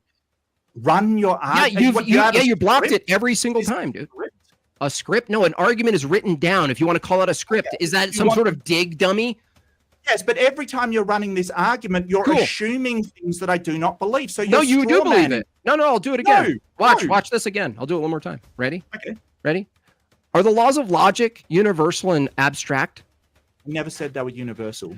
Are they universal? You said you believe premise one. I never said they were universal. Oh, you are such a liar, dude. I believe they are, but you're basically asking for some sort of knowledge. Okay, great. Do you have a belief, like a belief in God or rights? Do you believe that the laws of logic are universal and conceptual? They seem to be, yeah. Okay. Does it seem to be the case that concepts are habitually tied to a mind? Yes, but you've got to switch between the concept of the laws. Dude, just answer the fucking question and let me run my argument, prick. Premise 3. Wow.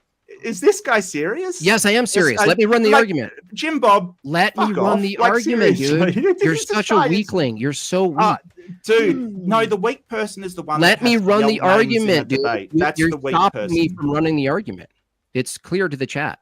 You're just stopping. No, because arguments aren't yes/no's. They're not. Yes, they are. Premises are yes/no. Yes, they're literally yes/no questions. Premises. No, this is sort of black and white thinking. Oh, okay. So arguments aren't yes or no to the premises. Is that what you're saying? Go for it. Go for it. Ask the question. No. Now we have to figure out what an argument is. Yes and no is. No. We should probably figure out what an argument is. Is an argument a set of? This is a pre-sup thing where they basically have a script they go down with only yes or no. No way to clarify what your actual answer is. It's dishonest, is what it is. But that's Jimbob. Dishonest. Oh no. So again, what we're talking about here are premises right? You just said premises aren't yes or no, right? How old is this? Where'd you find this You're guy? still giggling. How old is he? You're still not. Yeah, it's hilarious. You're still not Jimbob. engaged with It's the hilarious. argument. You're still not Yeah, go engaged with for the it. argument. Sorry. Go All right, for I'll it. start Go for again. it, Jimbob. Cool. I'll start No. again. Why don't you call me another name, Jimbob? That was fun. No. Let's start again. See if you can No. I want to see your childishness come out. Come on. Premise Call one- another name. That's going to make you right. Yeah, Okay. go for it. So premise Go for it. one, Yeah. the laws of logic are Yeah. universal. You believe that the laws of logic I are didn't say I know them to you. I just said believe. You believe the laws of logic are universal and conceptual. Yes. You believe concepts are habitually tied to a mind. Yes. Human beings don't create universal concepts, we discover them. I don't think that's necessarily true. I think that we discover properties. I don't think we discover laws. So when we describe what seems to be a behavioral law, No. Sorry, I'm supposed to be doing yes or no. No. Universal concepts, humans don't generate. We discover something that seems to be universal. We don't invent what's universal. We discover what seems to be universal, right? I'm not sure how I'm supposed to answer that with a yes or no. Well, it seems to be the case that human beings discover universal patterns, regularity. The laws of logic are descriptive of something that seems to be universal. Yeah. No. Yeah. No. Oh, no. Now. Okay. So the laws of thought, the laws of logic, don't seem to be universal. Countering premise one. Now you're inconsistent with premise one. No. No, you're not inconsistent with premise one now? No. Okay. Are you just toying with me at this point? I'm just answering yes or no. You're just totally giving it up? So the problem when you just demand yes or no questions, if there has two premises in there in a question, which two you premises? don't know which one you're saying no to. Which two That's premises? The thing. Well, say it again. You don't even know the two premises. There was two premises in there. Which are they then? It was so the universal laws of logic are usually discovered by minds, essentially, and the other one was, and they are universal. Okay, so does it seem to be the case that if premise one seems to be true, that the laws of logic are universal and conceptual, and concepts are mind dependent, does it follow that not your mind or my mind or anyone else unique as a human being actually created the laws of logic, rather that we discovered them? Yes. Okay, so if we discovered them, that means does it follow that if you discover something, it existed in a way before you discovered it? Yes. Okay, so that the laws of logic, if they're discovered, it follows that the laws of logic had their own type of existence before we discovered them. Yes. Okay, the laws of logic are mind dependent, and yet human minds discovered them, but they existed before human minds discovered them. Therefore, if they're mind dependent, you've necessitated a mind before humans. Thank you. I won the debate. No.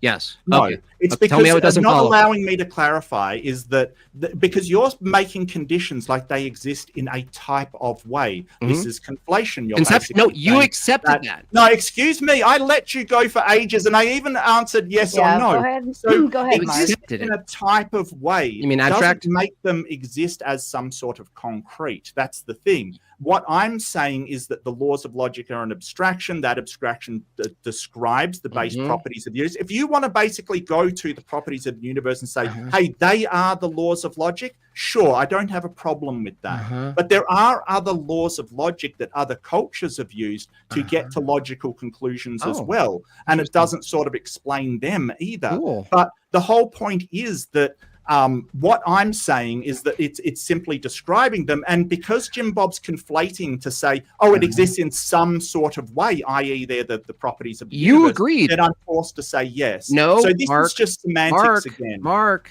you agreed. Let me answer. You said a lot so there. can you answer my question? No. Hold on. Hold on a second. I haven't finished. I have not finished. I let you go for ages. Jimbob, Go ahead, Mark. calm Go your ahead, tits. Mark. I mean, I'm sure you've got Unbelievable, dude. beautiful tits. Calm them. So beautiful. The problem is that, and now I've lost my train of thought. Sorry, you don't have a thought. You have no thoughts. Because Jimbob's saying, hey, there must have been a mind, he automatically said it. A god. Where I don't see how it invalidates that the laws of logic are just not an inherent property of the universe. It doesn't invalidate that at all. Because Mark, let me I answer. am doing is saying come on. Hold on, Jimbob. Let him go. Because what I am saying is the descriptors that we call the laws of logic, like the laws of logic are a law of identity, A equals A. There is nowhere out in the universe that exists. It's just a descriptor of what is true. And that's what I'm talking about. Jimbob's just conflating, making these horrible arguments that nobody believes because he is misrepresenting what I'm saying. Great. Can I answer now? And this yes or no questions is just a dodgy, dishonest way to try and trap somebody. Tell me when your story's done. Okay. Well, you did a lot as well, and I only got a yes or no. Tell me when you're done. Yeah. Okay, cool. So you are the one who accepted the premise that the laws of logic seem to be that it's reasonable and rational to believe that they're universal and they're conceptual. Hold on. Okay. You agreed. Let me talk. You agreed that concepts are mind dependent. So you agreed with the type of status, the way in which these things exist. You agreed with the premises. We already established in premise 1 and 2, the way in which the laws of logic exist are as conceptual and abstract and mind dependent. That is the ontology of the laws of logic. You agree with premise 1 and 2. Now, when we get to the entailment, which forces you to necessitate a mind that preceded us, based on premise 1 and 2, you now change it and you say, no, the laws of logic, now you're just saying the laws of logic have a type of existence. No, you agreed with me in premise 1 and 2 that they do have a type of existence. They exist as abstract concepts, and the fact that they precede the human mind, and you agreed they do because they apply to nature itself before a human came along and described what they're seeing. The fact that you agreed with premise 1, abstract, universal, abstraction means mind. Previous to humans, the laws of logic had a type of existence. We already agreed the type of existence it must have based on our reasonable belief that it's mind dependent. You've necessitated a mind before us. You lose the debate. The mind before us, I call God. Done. No, it's justified. No. Yeah. Stop beating your chest. Yeah. So I'll explain what's happened here. You've been beaten. You've been beaten. Jimbob, he let you go. They existed in some way, right? This existed in some way.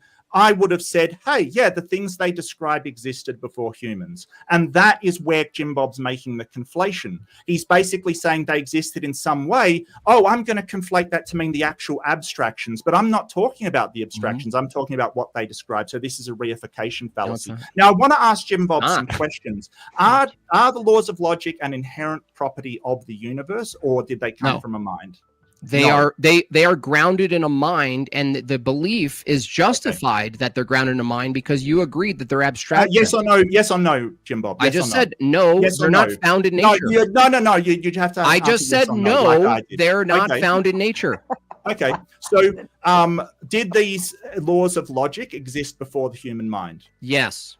So did the written A equals A exist before the human mind? No, that's a descriptor. That's the way it's described. That's not how it exists. No. No, dude. How something's described. Like, did an apple exist? Yes or no, Jimbob? Yes or no? Yes or no? I'm correcting you. Yes or no? No. You are now going aside from yes or no. I just corrected you. Go with the line of thinking, Jimbob. What you see, this is the hypocrisy. A description. Yes or no, and then he wants to clarify when it's them. It's just like the Trinity belief. No, he gets to examine my beliefs when it's him. Oh no, run away, Jimbob, it's too hard. Okay, okay. So Jimbob, play the yes or no game, follow his line What's the question? What's the question? If the laws of logic existed before humans, can you demonstrate that it comes from a human mind before humans exist? Yes. How? I just did with an argument that you accepted all the premises. Yeah. I just demonstrated it through an argument. Humans. No, before humans existed. Yeah, you agreed that logic is mind dependent. No. I already demonstrated. Yes, you did. No, I didn't. Now you didn't agree with premise 1? Oh, dude, this guy's a liar. This guy's just a liar. I didn't agree that the fundamentals. Like, you can't even answer. You're a liar. You're a liar, dude. The You can't answer yes, no everyone knows questions. you're a liar now. Oh, yeah, because like I'm going to listen to you, Jimbob, you absolute tool. You Like, didn't agree with seriously. premise 1, Mark? Jimbob, you are an idiot. Like, you are an absolute idiot. Cool, that's not an argument. Did you agree with premise 1 Okay. that the laws of logic are abstract and conceptual? Do you understand that when I describe the laws of logic, I'm What are you using it describing? as a descriptor for fundamental properties of the universe? Yeah, what property is that? That's not a yes or no answer. What property?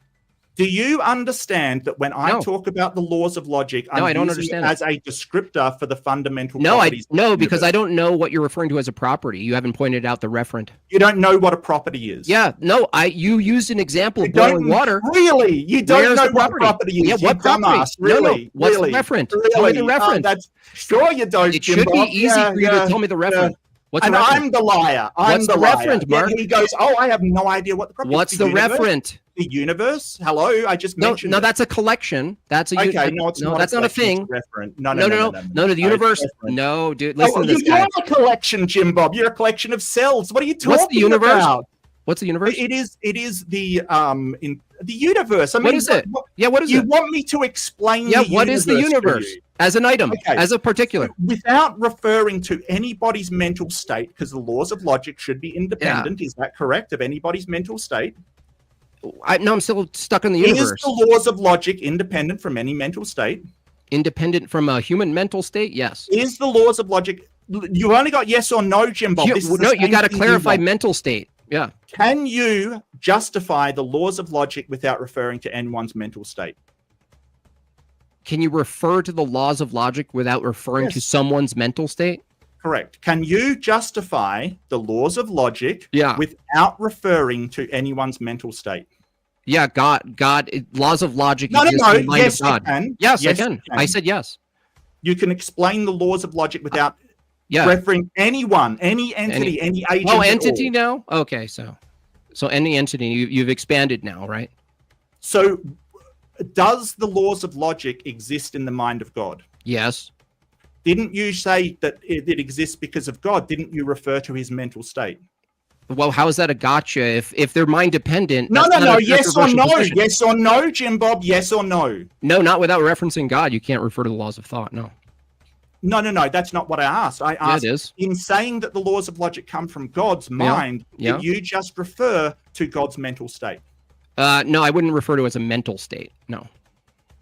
So God doesn't have mental states. No, that would be a category error. Mental So states he's are a- temporal.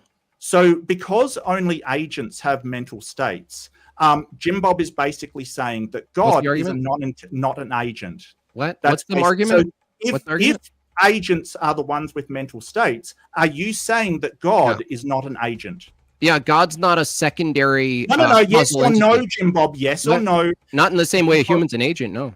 It's a category error. Why is that not? Okay, so are you special pleading? Yes. Well, no, actually, because I'm not special Yes, but pleading.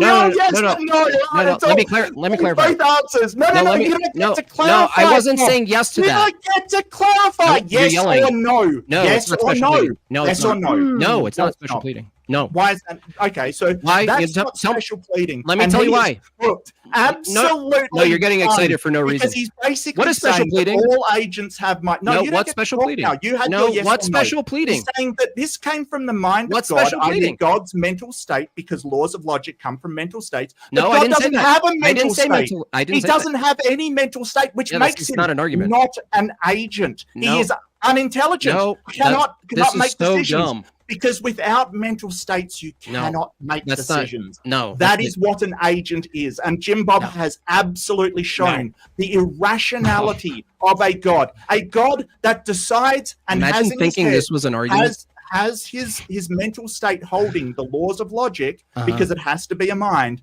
And Okay. then suddenly he has no mind to hold it. He has no Okay. mental state. Yeah, let me just. Incredible. This Yeah, is yeah. awesome. I love it. You should tap yourself on the head. Listen. Oh, really? It's not special pleading. You know what special pleading is, right? Yeah, especially. Tell me what it is. when Tell you the make audience. a overall arching comment on what something is or what entailment something has, but then make an exception for one thing because it is a special In the category or a special in the same category. Special pleading is when you take one thing that's in the category. Let me talk, dude. Special pleading is when you take. Special pleading is when you take one thing that's in the category of many other things and you give it a special vantage point or special place that's inconsistent with the rest of the things in the category. Now, listen, Mark, from my view, an agent. Listen, from my shut the fuck up. I can't. It's fair. You did it to him. It's got an agent. Not the way a human's an agent. No. Oh, so it's an agent, but a special form of agent. Is that right? It's not the same category. I'm saying. It's not the same category. So we have not special pleading. Is it an agent or not an agent? Not the same way a human is an agent. So that's not an answer. Yeah, that's not an answer. That is. No, what's wrong with the answer? That is a no, that's not the answer you want, right? God is either an agent or not an agent. That is a true dichotomy. No, it's not. That is, what's the other answer? Because these are different types of agent. So you think that in a true dichotomy, and you say it's not a true dichotomy, God is either an agent or not an agent, and you're saying there is a third category that it is in. Is it possible, Mark, can I ask you, is it possible that there are two types of agents? Sure, but they're both agents. No, is it possible that the two types of agents are not in the same category? No, because they're both agents. Not. Okay, so you just won't let it to be in a different category. Yeah, great. No, it's your special pleading. It's saying, hey, let's get back to the topic. Agent. Let's get back to special. Oh, now you want back to the topic. Oh, this is great. This is off the topic. I love this. No, because I love this. This okay. Is let me know. Let me know when we. As soon as wow, this is awesome. How is it related to the topic? Tell me. You say, hey, something is either an agent or not an agent. Tell me how it's related. What Jimbob is doing is he's basically doing the law of excluded middle. Okay, the law of excluded middle says that either something is either a God or not a God, something is either a cat or not a cat, something is either an agent or not an agent. And Jimbob's saying, no, there is this extra thing that I can smuggle in there that says it's not either category, even though that's a true dichotomy. So not only can Jimbob not tell me where the laws of logic come from, because he can't demonstrate it, he doesn't even understand what they are. Let me just debunk you for a second. Do you believe that types of animals have a kind of mind? Your fake laugh isn't working. Do you believe that? I genuinely find it funny, mate. I really do. Hold on. Do animals have a type of mind? Shit, dude. I'm just gonna not. There's nothing to do here if you won't let me talk. Do you believe that? I won't let you talk. Oh, that's hilarious! Wow. Listen, you are both doing this to each other. Do you agree? Do you agree? Do you agree that there are types of animals who have a type of mind? I think animals do have a mind. Okay, cool. Are they agents? Yes. Are they the same type of agents with the same culpability as a human being? Yes, they make decisions. Is an animal. I said culpability. What do you mean by culpability? Like morally held culpability. Do we put bears in jail? Okay, cool. That's weird. Is that special pleading? No. Why not? Because morality. Dirt. Fucking idiot.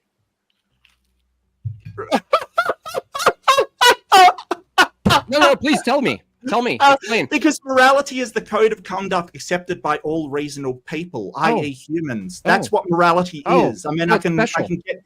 It's special for humans. Special. It's special to humans. No. Special pleading. But special pleading. No, because I don't think that morality is a real thing. I think it's a mental construct. Is it justified? Oh, cool. So again, we're back to is it rational to believe in morality even though you don't believe it exists? It's morally rational, sure. Cool. Is it morally rational to believe a God exists? What do you mean, a God or a concept of a God? Well, is it a concept of morality that you're believing in? Well, I think that the concept of a God is rational to believe in, like the concept of a Super Mario brother is rational to believe in. But I don't think the actual Super Mario brother is rational to believe in. Like it's rational to believe in the concept of a Bigfoot, but it's not rational to believe in the Bigfoot itself. Okay, cool. But why, if you believe that it's, hold on, shoot, let me talk for a second. If you believe that it's rational to believe in the concept of human rights, but it's not rational to believe that human rights actually exist, why is it that we use force to literally use guns to make it exist? That should be irrational from your view. Why do we use guns to make America exist? No, that's a question that doesn't answer mine. Well, why do we use guns to make America exist? What do you mean, like borders? Yeah. So yeah, They're so not you're saying real. they're so you're saying Are they're you saying irrational. that borders are objectively Another real? dodge. So It's not dodging. It's not dodging. It's providing an analogy. Are borders objectively real? Are they rational to participate as if they're real? No, to pretend. Are you in agreement? Who's immature now? It's unbelievable. Hey, I'm just doing what you do. Is it rational? Is it rational it's good for you, not for me, right? Dude. Is it rational for us to set up a country with actual guns and set up a border where we actually use force based on something that doesn't actually exist? Is that rational? Are borders rational? Actively. That doesn't. Is it rational? No. Is it rational? Unbelievable. Border objectively fucking real. Guy. Borders aren't objectively real. They're concepts, right? Well, then why is it rational to believe in them? So is it rational? No, it's not rational, right? Because based on your model, it's not rational to believe in borders because they're not actual. But it is rational. But it is rational to set up laws based on irrational beliefs, right? As I said at the start, you're not going to answer the question. As I said at the start, and I'll reiterate my answer to this because you didn't pay attention to my intro, there's a number of ways to apply what rationality is, and things can be morally rational when dealing with abstract thought. Like, is it morally rational to have a code of laws, even though the code of laws doesn't exist? Well, yes, it is rational to do that because what you want, what you ought to do, which is morality, is hinges upon that being followed. So that is morally rational. But that is different than having a belief in a God, which is not a moral thing. It's just a... What? Well, that's not. Wait a second. Wait a second. Isn't it true that you can set up a country of laws and codes and enforce it with a gun and it be informed by God? What? What? You just said it's rational morally, dude. Let me talk. You just said it was morally rational to set up a society based on these assumptions about how we ought to behave, right? I just said, well, why wouldn't it be rational, like, to set those laws up based on a belief in a God? Well, we're not sort of saying that it's a belief in a God concept. You keep making this mistake. We're asking whether it's rational for the belief. So when applied to morality, there's one thing of being rationally moral, but there's another when you're applying it to beliefs in a thing. So when you believe in something, right, that you think it is real. And so here's the conflation. We're not talking about whether we ought to believe in a God or not. That's not what we're talking about. We're talking whether it's rational to believe in the existence of God. That is what a belief is. It's believing that thing exists. That is different than thinking if something is moral, i.e. we ought to do it. Completely different. So you're saying belief in something like human rights is in the same category as believing in God existing actually? No, I morally support human rights, but I don't believe they're an actuality. You don't believe morality is an actuality. So you're saying I morally believe in rights, even though morality I also don't believe exists. Does that make sense to you? That's rationality to you? Yeah. Really? So I wanted the audience to hear this back for a second. He just said that the belief in rights, even though they don't exist, is morally justified, even though his belief in morality is non-existent. There is no morality from his own view that exists the same way rights exist. So he's justifying a false belief in rights he admits doesn't exist. And he says, I'm morally justified to believe in rights, even though when I ask him, does morality exist? He says no. So what do you know about my morality? What do I know about it? You don't believe in it. Yeah. That's what I know. You don't believe it exists. You just said you're an anti. So where does it exist? Realist. So this is the problem. Where is it? Every time he goes meta. What he basically does is go, okay, if it doesn't exist, then it doesn't exist anywhere, even as a social construct, even as a mental thought. So a moral anti-realist doesn't think that morals are real, i.e. they have no objectivity in the real world. It doesn't mean that they don't think morality exists, and it doesn't mean that they don't think morality is incredibly useful and necessary for human flourishing. It doesn't mean that. But Jimbob doesn't understand any of that because he's too busy straw-manning to actually listen to anybody. So I'm a meta-ethical relativist. I basically think that if we can find That's if we can find that's deep, and I'm 14. Work towards, we can actually sort of have a moral system to work us towards that goal. That's all. I never said that it doesn't exist. I never said any of that stuff. But if we're bringing up morality, then can you rationally justify morality? Sure. For me? Sure. Yeah. If morality exists, it would be the ultimate standard for morality, given that morality refers to how we ought to act in the world, how we ought to be, how we ought to think, even to some extent. If that is true, then it follows that the standard for morality would actually be a being, not a set of propositions. I think it's rational to believe that a being, an ultimate being, would be the ultimate standard for the ultimate good. Now, the only alternative is morality just doesn't exist at all, and what you call preferences that are collectivized through force is just the moral standard, in which case you couldn't argue against, let's say in this case, Christianity taking over the West by force, because it's just a set of preferences that are informed by a belief that's justified. Okay, so you said if it is true that ultimate sort of morality exists, that doesn't actually tell me how you know it exists. You're just saying if it is true that it exists. We're not talking about how I know. We're talking about belief. No, I asked you to justify it. We're talking about belief. Justify how you believe. Well, you didn't even say you believe. I just told you.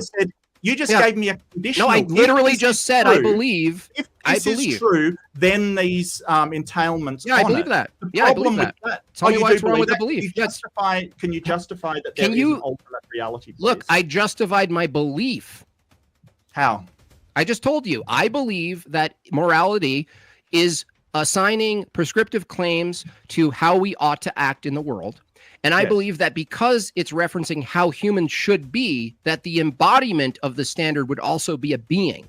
Now, if morality is ultimate, which I also believe is absolute and objective, that I would have to then bite the bullet and say, well, the being that I'm assigning has the ultimate standard that is literally the ultimate standard of good, would be a god and not just another person. So totally rational belief. Ultimate and absolute there, but you haven't actually explained how you know that this I didn't argue that I know it. Why you believe that this is a ultimate What is the topic of the debate, dude? Well, you got into the morality. Tell me the topic of the debate. I didn't bring up. Tell me the topic of the debate, you snake. Wow. Well, say it. Say the topic of the debate. So, how do you know that it's ultimate and absolute? The debate isn't knowledge. The debate isn't about knowledge. It's about a justified belief in something, dude. Not ultimate knowledge. You haven't justified that morality is ultimate, or as you added, I don't need to. Absolute. I believe it. I don't need to. You believe it. You don't need to justify it. No, just like you don't need to justify rights. You just believe it. Do you need to justify any belief at all? No, according to your standard, no. As long as it's a social construct, according to your standard, it's justified. But it's not social construct according to yours. No. I could just believe that it is, and now it's justified. So audience, just listen to this guy's standard. It's only unjustified to believe in God only if you actually believe God exists, but it's totally justified to believe in God only if it's a social construct. Well, no one's arguing that the concept of God doesn't exist. Is that your entire argument, that the concept exists? No, your entire argument is that a belief is justified as long as it fits the standard of a social construct. What I'm not hearing is any justification for this belief that I just gave you one. Is ultimate. I just gave you one. Absolute. He just basically says, well, if it is ultimate and absolute, it's got to be prescriptive, and then that prescription comes from a mind. Well, that doesn't explain. And then when asked, hang on a second, this is my time, shut up. When asked how he justifies that belief, he says, I doesn't have to and he doesn't have to justify it. Yeah, according to your standard. Yeah, according to your standard. So therefore, he is, his beliefs are irrational. He just doesn't want to admit it. Well, no, they're rational according to your standard, which is the topic of the debate. That's not my standard. Yeah, it is. You just said that the belief that rights exist. If you said they actually exist, that would be irrational. But the belief that they do exist, that you really thought they exist, is rational so long as it was a social construct. Yeah. So what is it? Yeah. So long as it was a lie. That makes sense to you, audience? As long as it's a lie, it's justified in believing. Yeah, Jimbob just doesn't want me to talk. Unbelievable. So under my morality, we're working towards human well-being. Like You don't human have flourishing, morality. well-being. What basically the oughts are entailed in that is that to work towards that, you do need human rights. And that's why morally it is a belief that can be justified, because in order to get to that goal, it is a justified belief that we do need those, because I have evidence that we do need human rights in order to make society flourish. You sound like Mao Zedong. If anybody, excuse me, Jimbob, can you please just shut the beard? Yeah, hole, give a mate? timer or something. Jeez. If you can go out and do anything and there is no oughts in a society, you will not get to human flourishing. And I mean, Jimbob knows that. He just loves the, well, you don't believe they're objectively real, so they're not real. Yeah, okay, they exist. I never said that. But of course, you know, Jimbob has gotten so many things wrong about what I've said. Okay. I mean, it's incredible. Okay, cool.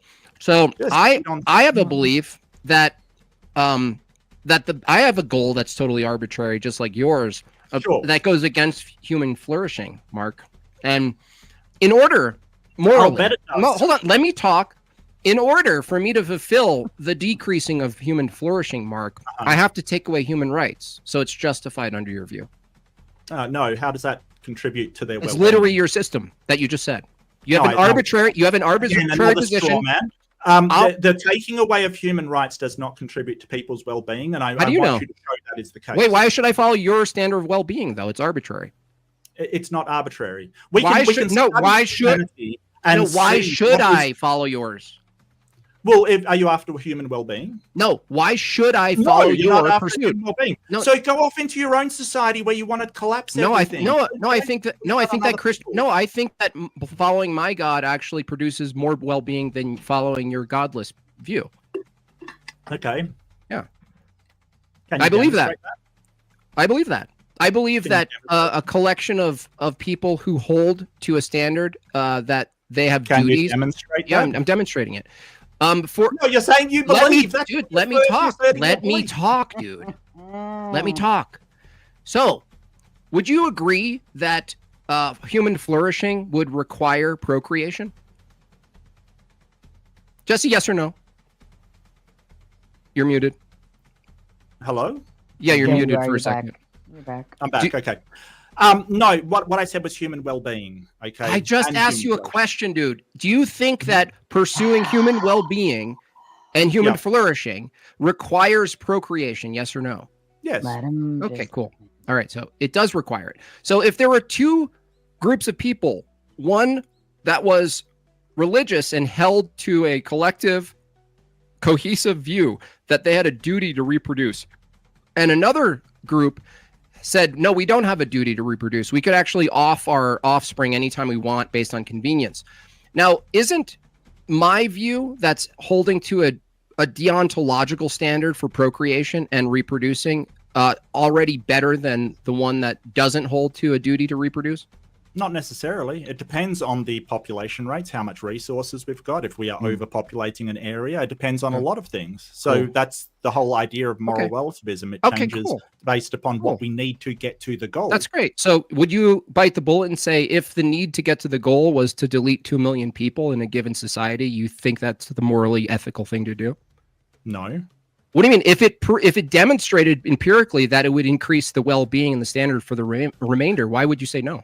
How it, like, because we do have, like, it's not just the well-being of the society, it's the well-being of the individual as well. Explain how putting someone to death is good for their well-being. Go ahead, Jim. Well, well-being, you have to point to the collective, right? The question. No, we're talking about I don't have to point to the collective. You're not talking about individuals. We're talking about the well-being of the collective. Now you're going to the individual. About both. No, I talk about both human well-being and flourishing. Sure. Can you have a entire society made up of people who are not well? Can you have a healthy society of people that are not well? Can you have a healthy society of people who are unhealthy? What kind of fucking question is that? An honest one. What? Can you have a bunch of tall people who are short? Is that your question? Well, society is made up of the members. So if you start doing that, it's going to be an incredibly unhealthy society. Wait, how do you determine health? What are you talking about? Well, we can take a lot of things with health. Usually it's medical and psychological health, basically. That's essentially what it is. Okay, cool. So if it was the case that the amount of people that existed in your society outmatched the resources, Isn't it true that you would have to come to a decision based on the scarcity, that the best ethical choice, you could come to a decision that the best ethical choice was to off 1/3 of them? Couldn't that be ethical under your view? I fail to see how you'd just stop procreating before then. Could it be ethical if you were under circumstances where you had... It could never be ethical. No, because it's not good for the human's well-being. Like, okay, this great. is the thing. Well, no. Look. No. This isn't you telling me what my standard of morality is. Yeah, it is. Dude, you're totally cooked on this. No, it isn't. It's not even the topic of the debate. I'm literally beating you on 2 debates now. Look, if your God told you to slaughter 2 million people, would you do it? If the outcome, if your God told you to slaughter 2 million people, would you do it? No, that's like... so you'd disobey the God. That's not moral? I would disobey the God. Yeah, I would risk being immoral for that example. Now let's move to your example. If it were the case, shouldn't you ought to do? Why ought you disobey God? Dude. Why ought you disobey God? We're not talking about oughts. No. Why ought we are? Oughts and morals. What are you talking about? How is it relevant to whether or not the belief in God is you said rational? Morals were absolute, correct? How is this relevant to the? You said morals were absolute, correct? Yeah. How is it relevant in the to the Bible? belief? Absolutes are unchanging. Is that correct? Yeah. Well, he's a being. Yes. Absolute means unchanging. It doesn't change. Yeah, ever. the being is unchanging. So, if God slaughtered people back in the Old Testament, wouldn't that be still moral? No. If it's absolute, it does not change, Jimbob. It can't be absolute. You're confused here. You're confused. You don't understand what absolute means. Let me correct you. If God himself is the being is the absolute standard. The prescriptions are not the absolute standard. If the being is the absolute standard, the prescriptions are not. So is that morality only exists in God's mind? It's a product of God's mind? No, his very nature. His very nature, the morality comes from nature. So if God slaughters a whole bunch of people, how is that not in his nature?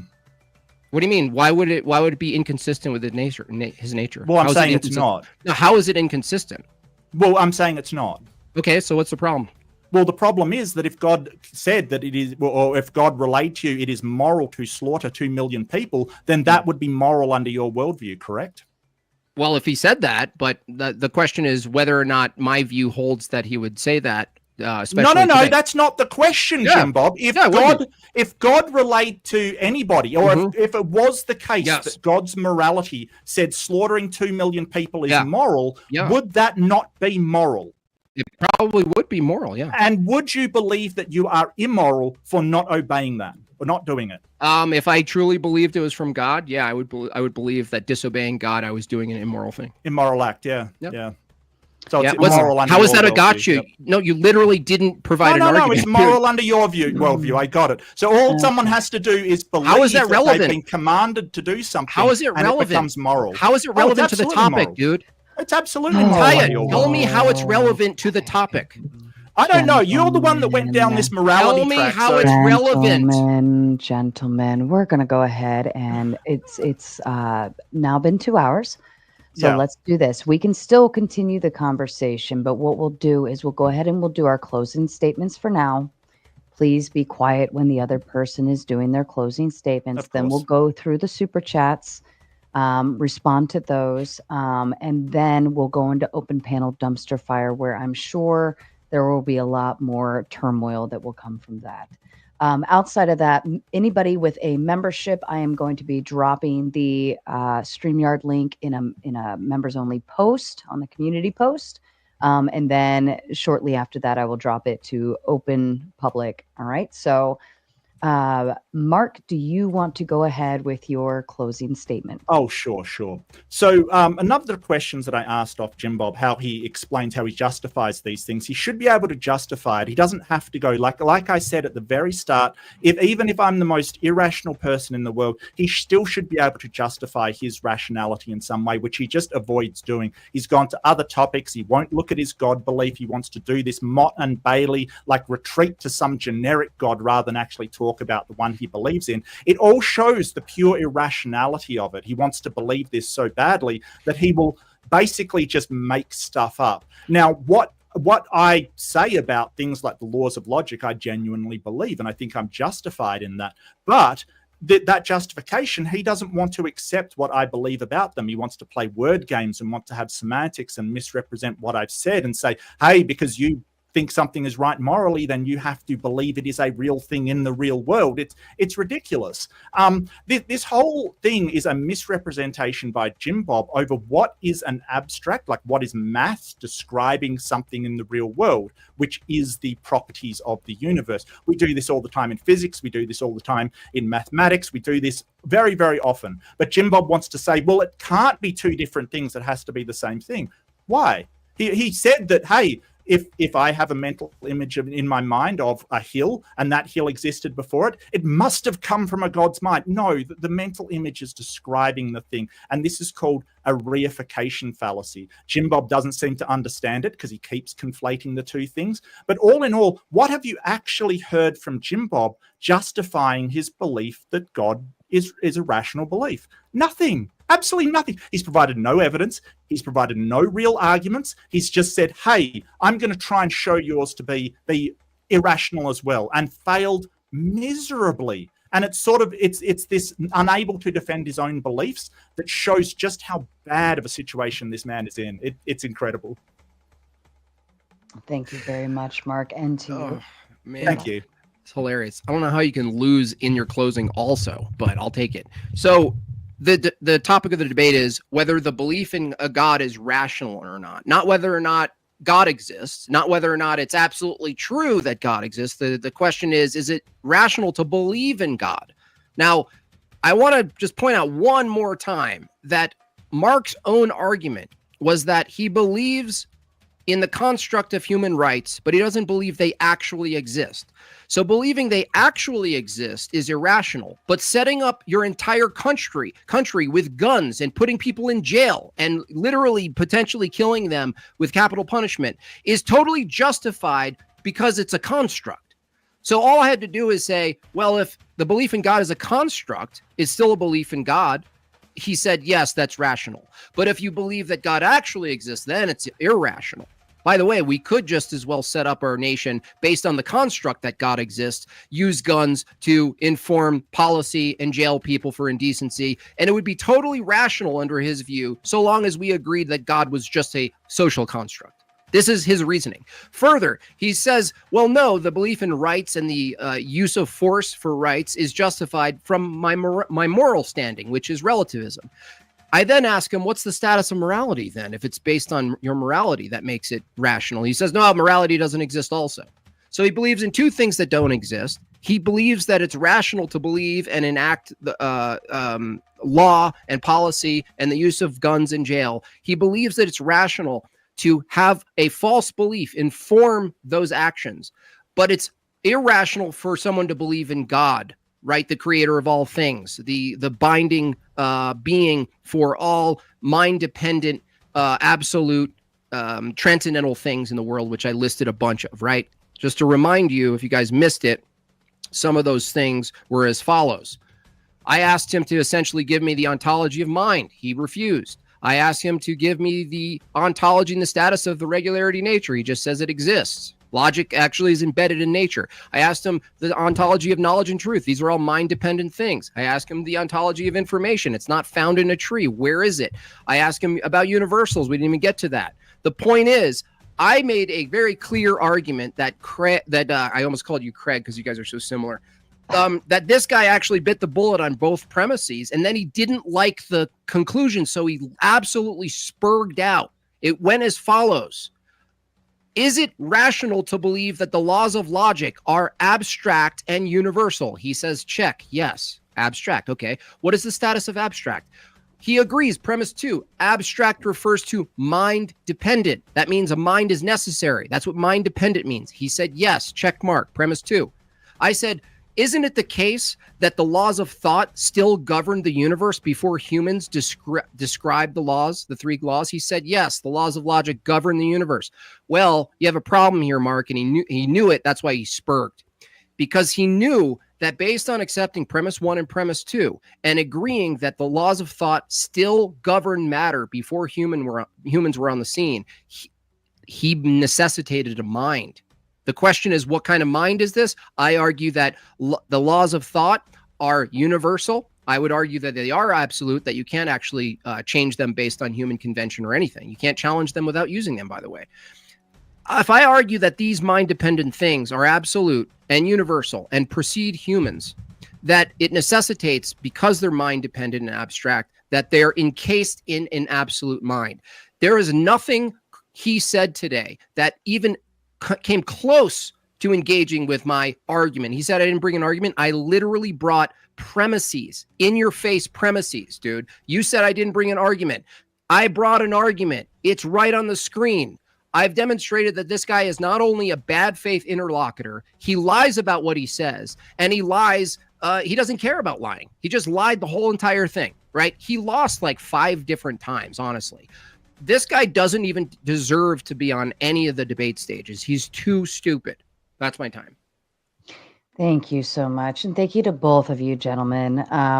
You know, this is a very hands-off style modding platform. And I always feel like everybody has a win at the end of the day if they don't rage quit and bitch out. So in my book, you are both winners. Thank you so much kindly. Let's run through the super chats. If you have a response, please feel free to go ahead and... Thank you so much. I had a blast. Thank you. What's that? I didn't hear you. Oh, thank you. I just thanking you for your moderation. I had a blast. It was great. Thank you. Oh, see, it's not so bad. Grown-ass men being able to have the argument and not, you know, puss out and all that fun stuff. Like, you like the space. All right. Fun. Totally fine. So what I'm going to do is I'm going to read the super chats. If you have a response, please feel free to chime in. I'll put a mild pause after each super chat. If nobody says anything, I'll just keep moving on, okay? Rude Mud Crab comes in with a big 5, says rational belief is an oxymoron. Belief requires a lack of evidence and is therefore illogical and irrational. I'd like Mark's take on that one. It's an interesting I would disagree. I disagree with it too. But I would disagree. I think that the beliefs can be based upon all kinds of things, and whether they're rational is whether they're properly justified or not. I think that faith requires a lack of evidence and is therefore illogical and irrational. But I wouldn't say the same of just any belief kind of thing. Yeah, I would agree that when we talk about evidence, most of the time you're talking about physical evidence, the way we are habitually and colloquially think of evidence. Well, that's not how we come to all knowledge claims. There's ways of coming to knowledge claims in our head about math. We wouldn't deny that 2 + 2 = 4, that we're doing that in our head, that's false merely because we can't hold a physical apple to embody the numbers. We wouldn't reject these things. So my position tonight was trying to extrapolate, well, what's justified in believing something if it's not bound just to materiality? I argue that our existence isn't strictly materiality. We assume a bunch of things, as I listed in my opener, that aren't material. Okay. Thank you, gentlemen. Well, I think I would agree with you. Not all evidence has to be material. I think I would agree with that, actually. But I think there's very few things that we can work out a priori, which means just in your head without engaging with your senses. Okay. Glia comes in with the big 10, says Jimbob is on fire. Thank you. Even Lord with the big 5 says, I'm getting mental whiplash hearing Jimbob arguing in a through and sophisticated manner when I remember the gematria debate. Well done, Jimbob. ALC comes in with the big 5. Remember, I got this dude to admit that Sorry to interrupt. I'm just getting a bit of lag. Is that my side or your side? You know, I feel like I'm getting a bit of lag. Is that my side or your side? Do you see? Yeah, I'm wondering if it is. I think it's yours. I'm not I'll getting just boot and go back into the studio. Give me 1 second. Sure. Yeah, I think so. Okay, just 1 second. I'll just reload it. Yep, take your time. Is ALC on your side or his side? Do you know? Mine. Okay. There we go. ALC comes in with the big 5, says, remember, I got this dude to admit that he couldn't be sure he wasn't a crazy person a few weeks ago because he could just be a big brain in a vat. Mm-hmm. Vat. Thank you. Is that better? Yeah, I think so. It's just lagging out a bit. I'm not sure. I made it through the debate. That's the important thing, right? Yeah, that's fair. That's fair. Justin Henley with the big 5 says the word game is over and you lost, Mark. Oh, look, if you have to win on word games like we're not talking about a god and the concept of God, well, good luck to you. Like, really, if that's your win, congratulations. Seriously. Extanglia with the big 10 says Mark is a nonstop filibuster machine. Jimbob has won. Like I said, you shouldn't get angry because someone won't let you interrupt. That's sort of a really petty thing to do. It's kind of weird. So I don't think I was filibustering that much. I certainly was talking about sophisticated and very, very complex topics, but that's the nature of debate. Get over it. Especially after the gematria debate. Like, Mark's really not going on that long. I don't think I am. So, well, yeah, didn't think he relative was to Zach, yeah. Justin, oops, did I miss one? Left-handed Jedi with the big 5 says, if an event wiped out society, science would be rediscovered. Would religion be restored in full or not? I think religions would emerge, even ones that I would think are false. I think the nature of humanity, it's embedded in us to seek not only noble lies, but seek something that's transcendental. And so even if you're creating religions and gods in your own head, I think that's inevitable with human beings. I think the entire process would start again. Animism would come, then pantheism, then polytheism, then sort of, it would follow the same thing, but the religions would be nothing like what we see in the world today. But science would be exactly the same. So I agree with Left-Handed Jedi. Okay, that's fair. Justin Henley with the big 5 says left-handed Jedi, category error, science is discovered, religion describes a reality. All Bibles disappearing wouldn't mean God's not real. Yeah, either way, that wouldn't be an argument. I don't know if the guy before was trying to make that the argument, but if he was, I would agree, Justin, that even if you kind of wiped out everything and you were left with 10,000 people again, would humans discover the truth? I would say yes. And I argue that truth is discovered from a source, not created bottom up, like most atheists take a autonomous epistemology approach. That's fair. And thank you, Flow State, for the raid. And for the record, there's about 800 of you out there watching. Please be sure to do your job on your end. Touch the like button, rub the like button, do something to it, but give everybody a like all the way around. Thank you. Godzilla 37 with the big 5 says, Mark, that was a whole heck of a mess of words where a simple I lost badly would do. Sure. I mean, everyone's entitled to their opinion. It's totally fine. You can think I lost. Sure. I'm not stopping you. Opinions, everybody's got them. Alter Sure Void with the big 10 says, I wish Guga would just admit he lost and move into making more stakes. What is Guga? I don't know. I have no idea. But thank you. Thank you. It's Guga? I don't know. I'm guessing that's a person. Maybe. Is it a chef, maybe, since he's saying move into more steaks? And then No follows up to say, is Guga saying that recipes are matter just because someone writes it down on paper? It's actually kind of funny. Yeah, I remember that reference. Yeah, I'm not sure who that. I think that's directed to you, Jimbob. No. You said it was referencing. You said I asked if some XYZ existed, and you said, yeah, you could write it down on paper, and it exists. And that's what was your the map. Yeah. Is this Well, I think the map? recipe exists even if you've just got it memorized in your head. That's the difference. That's fair. Mike Ball with the big 5 says, I'm too retarded for this convo. Showing up for Sarah, stay for the chat. Yes, I am too. You guys went all over the Oh, place. sorry. I want to say so. I tried to keep it as sort of less technical as possible. I probably failed at that. So it's I feel like it was pretty layman's terms as possible. Like even I could get the grasp of where you guys were going with it, but in terms of like breaking down the logical, like the rules of logic and so on and so forth, or whatever. You either know it or you don't know it. Yeah.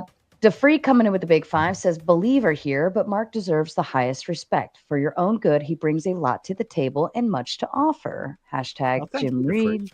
Hashtag Mark Bob. I love that. That's good. Alter Void with the big 5. Mike Ball talking about retarded multiplied by retarded. Now we are in the next level retarded, so meta retarded. Maybe. I'm not sure about the medical. Sure. Exponentially, maybe. Even Lord with the big 5 says this debate is like Mike Tyson fighting Muhammad Ali. Mark Reid goes into smaller points, so Jimbob's arguments don't land, but Jim has stronger arguments. Well, I would caution against overly simplistic arguments, things that, sort of assume a whole lot and you can only answer yes and no. I kind of veer away from them because you can, as Jimbob found out, if you can't clarify, it becomes incredibly frustrating. And he found out himself when he's forced to do yes or no. I would probably veer away from that kind of engagement because these are complicated subjects. They deserve complicated answers. Mm-hmm. That's fair. Rude Mudcrab with the big 5. Observations and discoveries required mind. Existence doesn't. I'm not sure who's that to, but it sounds like an assumption that needs a secondary argument. That's fair. And he follows up and says, how is it relevant to investigate an off-topic belief and irrelevant to investigate the on-topic belief? Yep. You got to be more specific. What is this cryptic language? He's talking about going into the Trinity. Oh, well, even if you, Yep. that's rude mudcrab because you missed the distinction.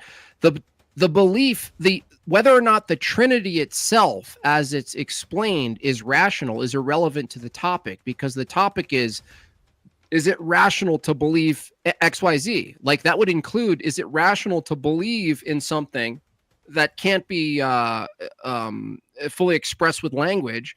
It's the same topic of the debate. Like it doesn't matter if it was a Muslim God, it was the Hindu God, or the Christian triune God. The topic of the debate, rude mudcrab, is whether or not the belief in God itself is rational.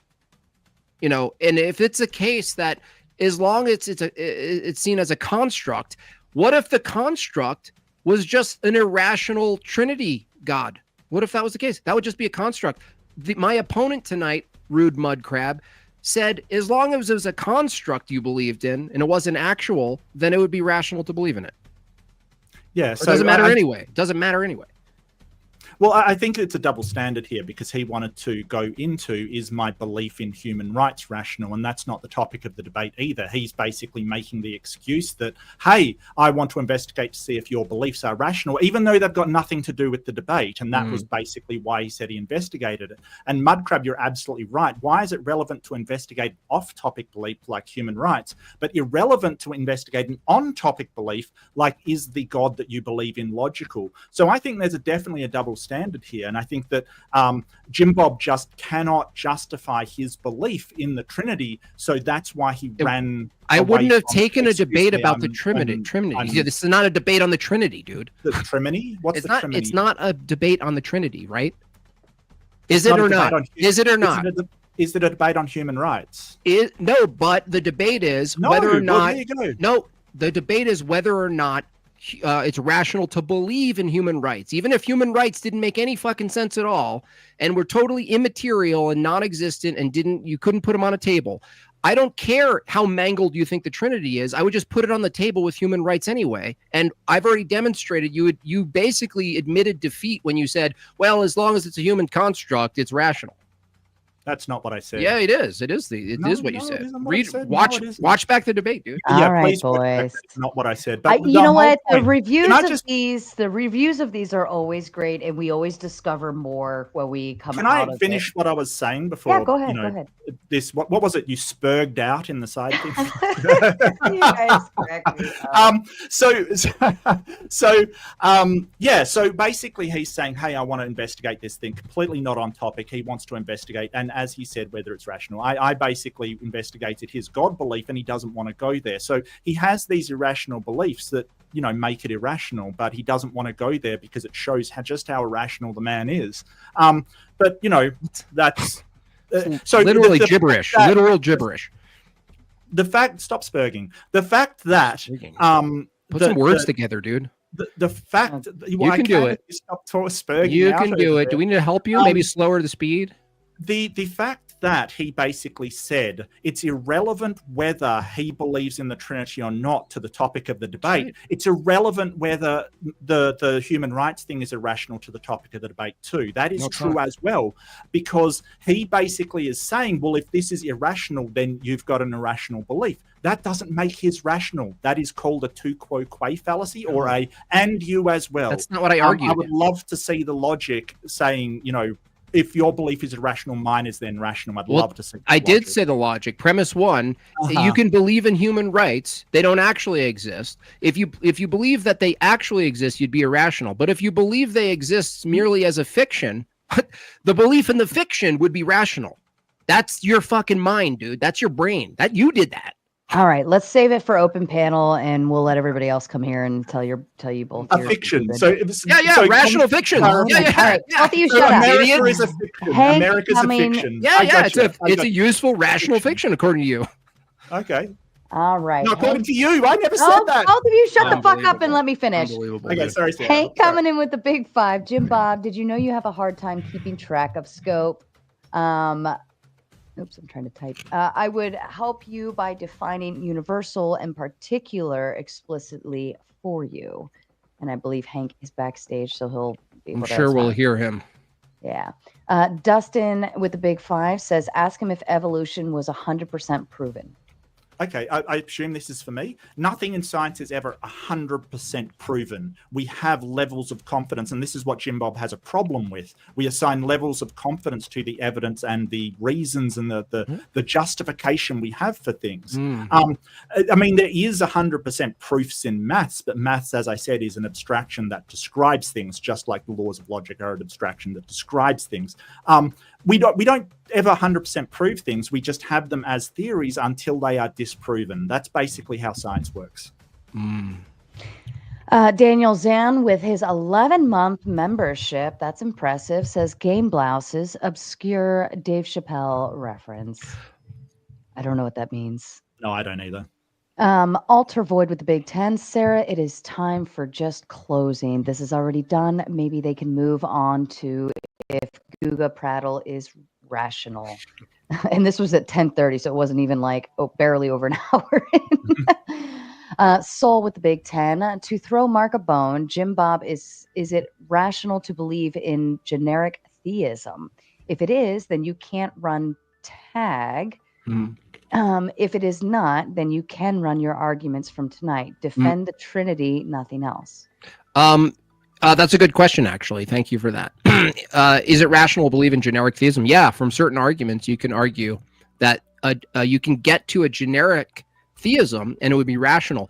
The problem is once you move past that and try to make an account of all of the categories I listed and how to participate in that theism, I think that's where the metaphysics soul would come into play and Christianity would win out. But that's not to say you can't grant people a bridge where they can start with general theism. I just don't think it's a worldview level soul. It's not a particular claim. It's a worldview. They have to tie everything together. I don't think anything ties everything together the way Christianity does. Well, I think if you do go for a generic God like that, you're really talking about a deist kind of God, one that doesn't really, it transcends reality, but it doesn't really change anything in reality. So that's got its own series of problems, like how you know it exists at all if it never actually does anything in reality. So, yeah, I mean, I agree with you. Yeah, it's a non-starter for me because, yeah. See how you guys can get along and be agreeable. This is beautiful. Daniel Zam with the Big 5 says his left eyebrow is running away from his right brow, worse than he's running away from Jimbob's arguments. Fair enough. Thank you. I like my eyebrows. Thanks. Don't worry, we get so much heat on these sometimes. I'm good. I love it. You guys are troopers. Plumpy with the Big 5. Sarah just wanted you to know that you are loved and appreciated. Keep Christ in your heart. God bless. Thank you, Plumpy. You're so kind. Ziagius Oyster with the Big 5 says, "Why, Mark? Why so bad faith? Pig snake." That's a bit weird. Okay, I don't even know what that's supposed to mean. I believe in the things that I say. Now, if you can prove me wrong, sure, go for it. But it doesn't mean that I don't believe them. Right. Mike Ball with the big 5. Mark, the type of dude to still take that thing boosters. Yeah. Fair enough. Yeah, probably. I mean, I don't know when my next one's due, but sure, why not? Fair enough. Silent Zero with the big 5. Mark, do you understand that all Jimbob has to do to win the debate is to demonstrate that you believe in something that is not tangible based on... The prompt, yeah. Oh, prompt, sorry. Mm-hmm. Yeah, no, because even if my beliefs are irrational, it doesn't make his rational. That is a non sequitur. That does not follow. If I have a sort of a irrational belief in fairies, it doesn't make a god real. Mark, you don't understand that the doesn't question. Actually follow. No, Mark, you said it's rational to believe in rights, not irrational. Morally, I didn't demonstrate that it's irrational to believe in rights. I demonstrated that you held that it's rational to believe in something you can't prove exists. So therefore, it would be rational based on the same base standard that it's rational to believe in God, even if you can't demonstrate he exists. I mean, it's just a basic one-to-one here. Do you understand that rational is used in various different contexts? Oh, wow. Well, that's a good thing so for yourself. You understand I'm looking for a different definition of rational so that I get out of this pickle I'm in? Okay, well... Yeah, Google it. Yeah, Google your pickle. Go ahead. I love pickles. Alter Void with the big 5. I'll call you a name. Pig Snake. Sincere Hypocrite with the big 5 says, as an Aussie, I'm sorry this bald cunt has to represent us. That's something a bogan would say. Obvious bogan. Bogan alert. What's a bogan? We like you don't slang. want to know. You don't want to know. You don't want to know. No. Come on. I always want to learn Aussie slang. We got to ask Jake. Come on. Don't be a poofta. Tell us. Oh, yeah. I remember poofta. Anson knows with the big 5. Jimbob's getting pushback for his ad hom attacks and generally bad faith debating. This is a treat. Thanks for hosting, Sarah. No, ad homs. I insult. I think the thing about that is don't complain if you're doing the same thing. Look, that was to me. Insults are not ad hom. Do we agree, Mark?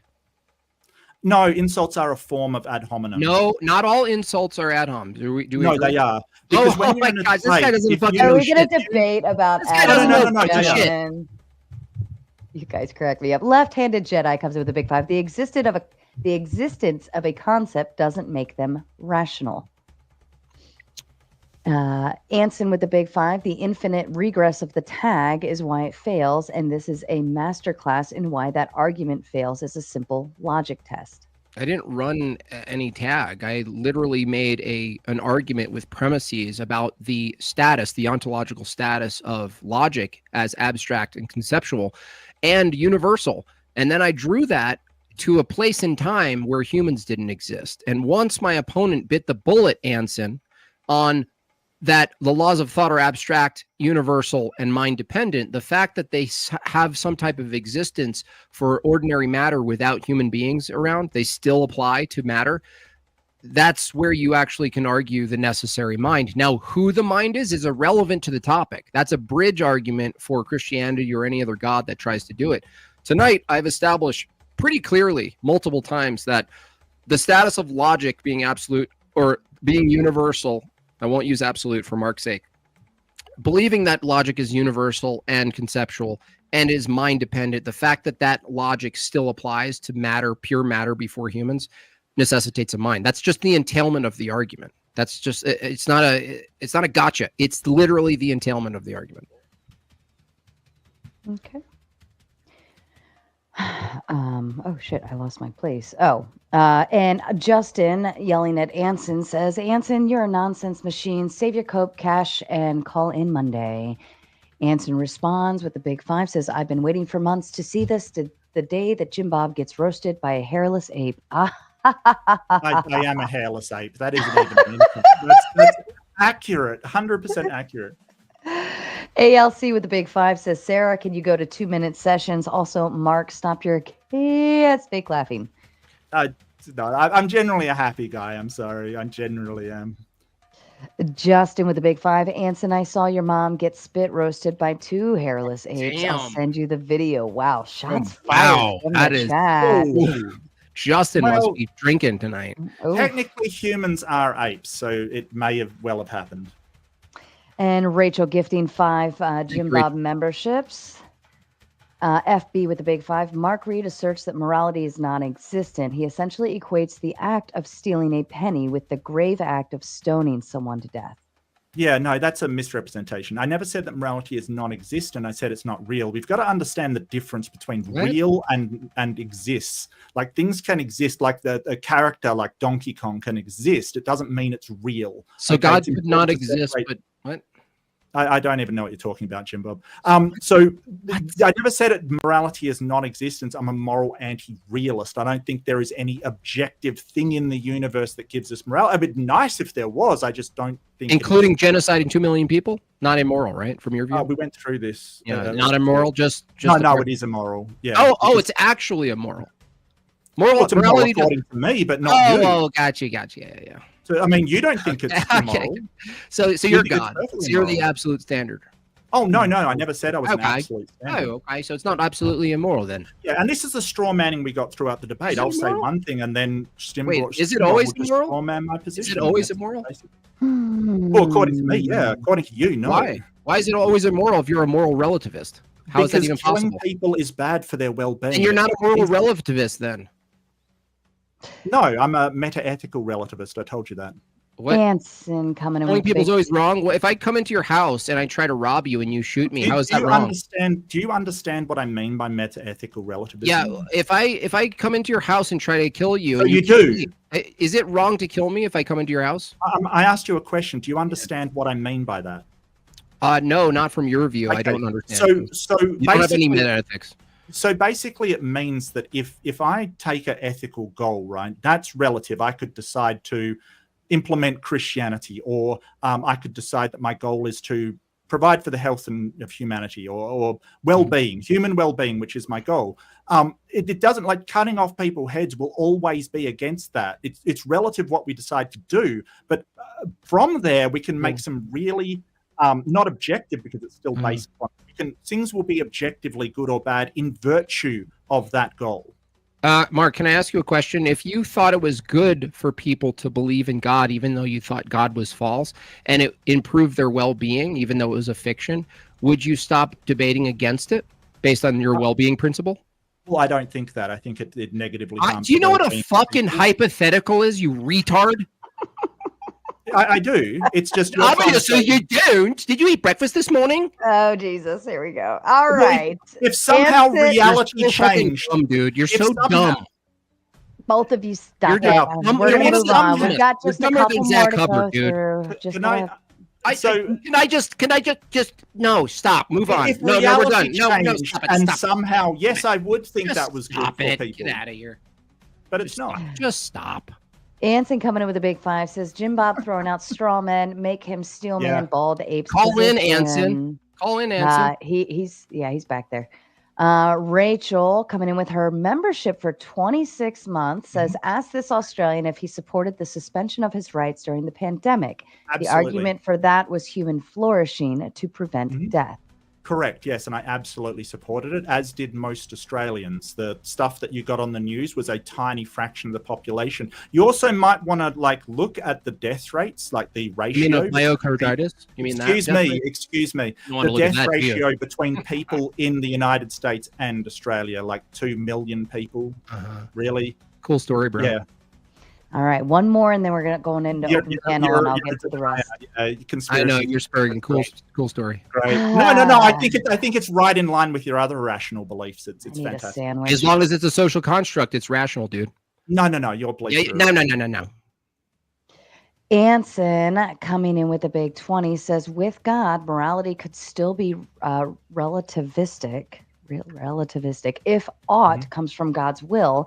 Yes. What stops that will from being arbitrary? If God says, thou shalt not kill today, but smite the Amalekites tomorrow, is divine relative. No, again, what the hell, dude? What's wrong with your brain? Do you wear a helmet indoor and outdoor, Anson? God, his very being is good, okay? His very being. It's not relativistic. If God says XYZ and says XYZ tomorrow, that it conflicts with XYZ yesterday, it doesn't follow that his nature himself being good changes. That's not relativism. You're just saying, Anson, that if God says different prescriptions for people over the course of humanity, then he must be some sort of relativist. That doesn't follow, because the standard isn't the prescriptives, it's his very being. Do you understand this, dummy? So if morality is so we're really talking about morality from a human perspective. So if that's the same regardless of what God says it is and prescribes, then why does he prescribe anything at all? Why does he prescribe anything at all for his children? That's like saying if you're the standard in your household as a father and you're the standard and the model for your kids, why prescribe anything to them at all? Is that your question? Well, if they're supposed to do whatever your nature is, copy whatever you're doing, right? And that is moral. How do they learn what you're doing? We don't say that. We say that what the parent says is the moral thing to do. Well, I understand, but like if the parent was the embodiment of the good, and the parent said do X, Y, Z, it wouldn't change the moral standard that the standard itself is ontologically grounded in the being. It would just change what the prescriptives is. Now, Mark, I don't know if you have kids, you don't need to tell me, but it is the case that over time, even for families, for fathers and mothers, when they teach their kids morality, they actually don't teach them all of it at once. They teach them in parts over time. So the progressive delivery of the moral code doesn't say anything about the changing of the nature of God being good as the standard of good. It just says something about the prescriptives given the times. That's totally compatible. It's not a contradiction. No, it's kind of weird that the one of the weird isn't an argument, though. So stop saying weird, dude. Just who knows? Yes, and I do want to extend my appreciation. I do think that Sarah has been an adequate moderator. I think that there's times where she needs to mind her own fucking business in this space, but she's been an adequate moderator, and I do appreciate her having me on her channel. Listen, I love you, the Raising Tomato, but I would kill myself doing more red pill debates, okay? The Raging Tomato, at least she is attempting, like, she's trying to be a comedian. You know, she's trying to be funny.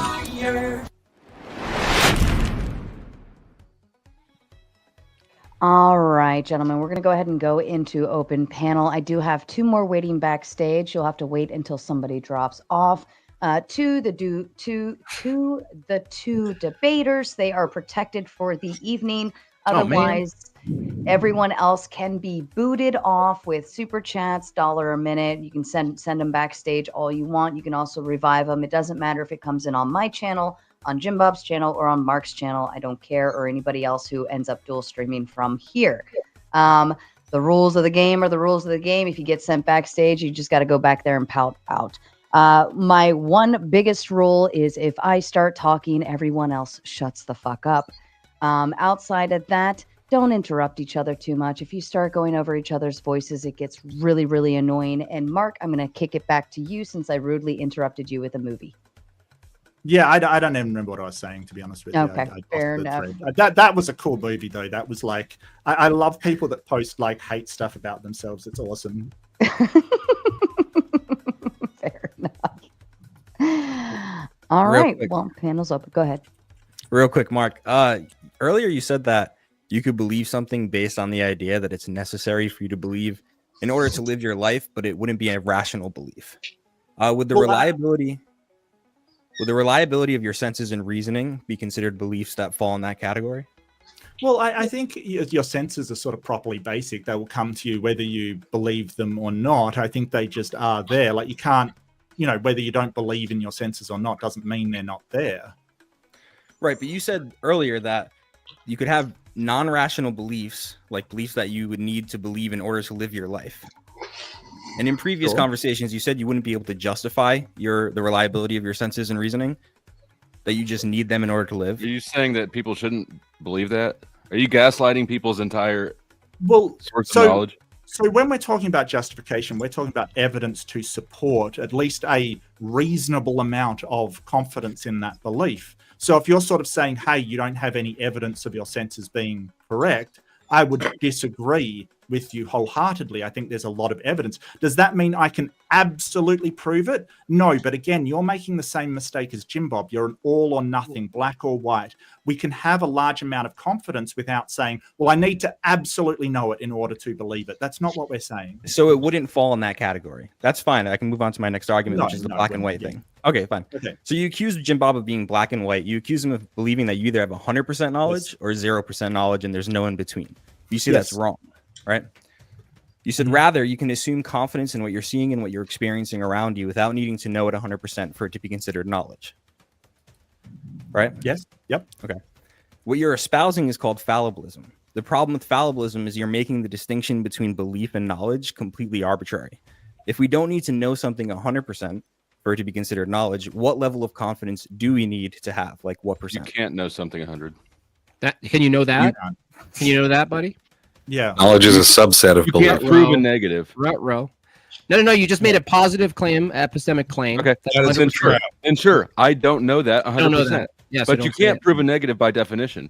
You can prove a negative. Yes, That's actually false. Especially not if he doesn't believe in senses. Hank will correct you right now. You can prove a negative. Go ahead, Hank. Yeah, no, but but we have negative by contradiction. Yeah. So also, I'm here to congratulate Jimbob for winning this debate by using the fictional theism argument I used in him last year. Nice. Atheism will be on the one for the next decade if we keep this up. Congratulations. Can you play the saxophone for us, please? Because that's the only thing that matters. I just want to say hi to Hank. At least give me a red pill. Alex as well. Hi, Alex. So it's good to see you again. Yeah, I didn't know. Are you doing shows violin. again? Because you kind of stopped doing shows for a bit. I Yeah. wanted to come back in, but I'm preparing for a couple of debates, so I've been using my stream time to do that. And then Joel he's been doing them once a month. Okay. Well, maybe we should debate at some point. That would be cool. Yeah, absolutely. Yeah. Sorry, but yeah. So when you say like, can you know that for sure? Again, you're doing the same thing again. You're doing this absolutist foo. I can be very, very confident that we can't know things absolutely. And so, but this is the difference between infallibilism and fallibilism. And you can hold to fallibilism. Many epistemologists do. The problem is, and this comes from The Myth of Knowledge by Lawrence Bonjour. It's a philosophy paper if anybody's interested.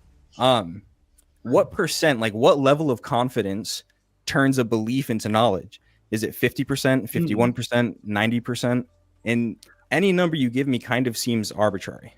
Well, I think you're confusing ontology with epistemology here. You're sort of saying, when does that, with you talking about a knowledge claim, become actual knowledge? Like, even if I am, because the belief certainty has nothing to do with whether it's true. Would you agree with that?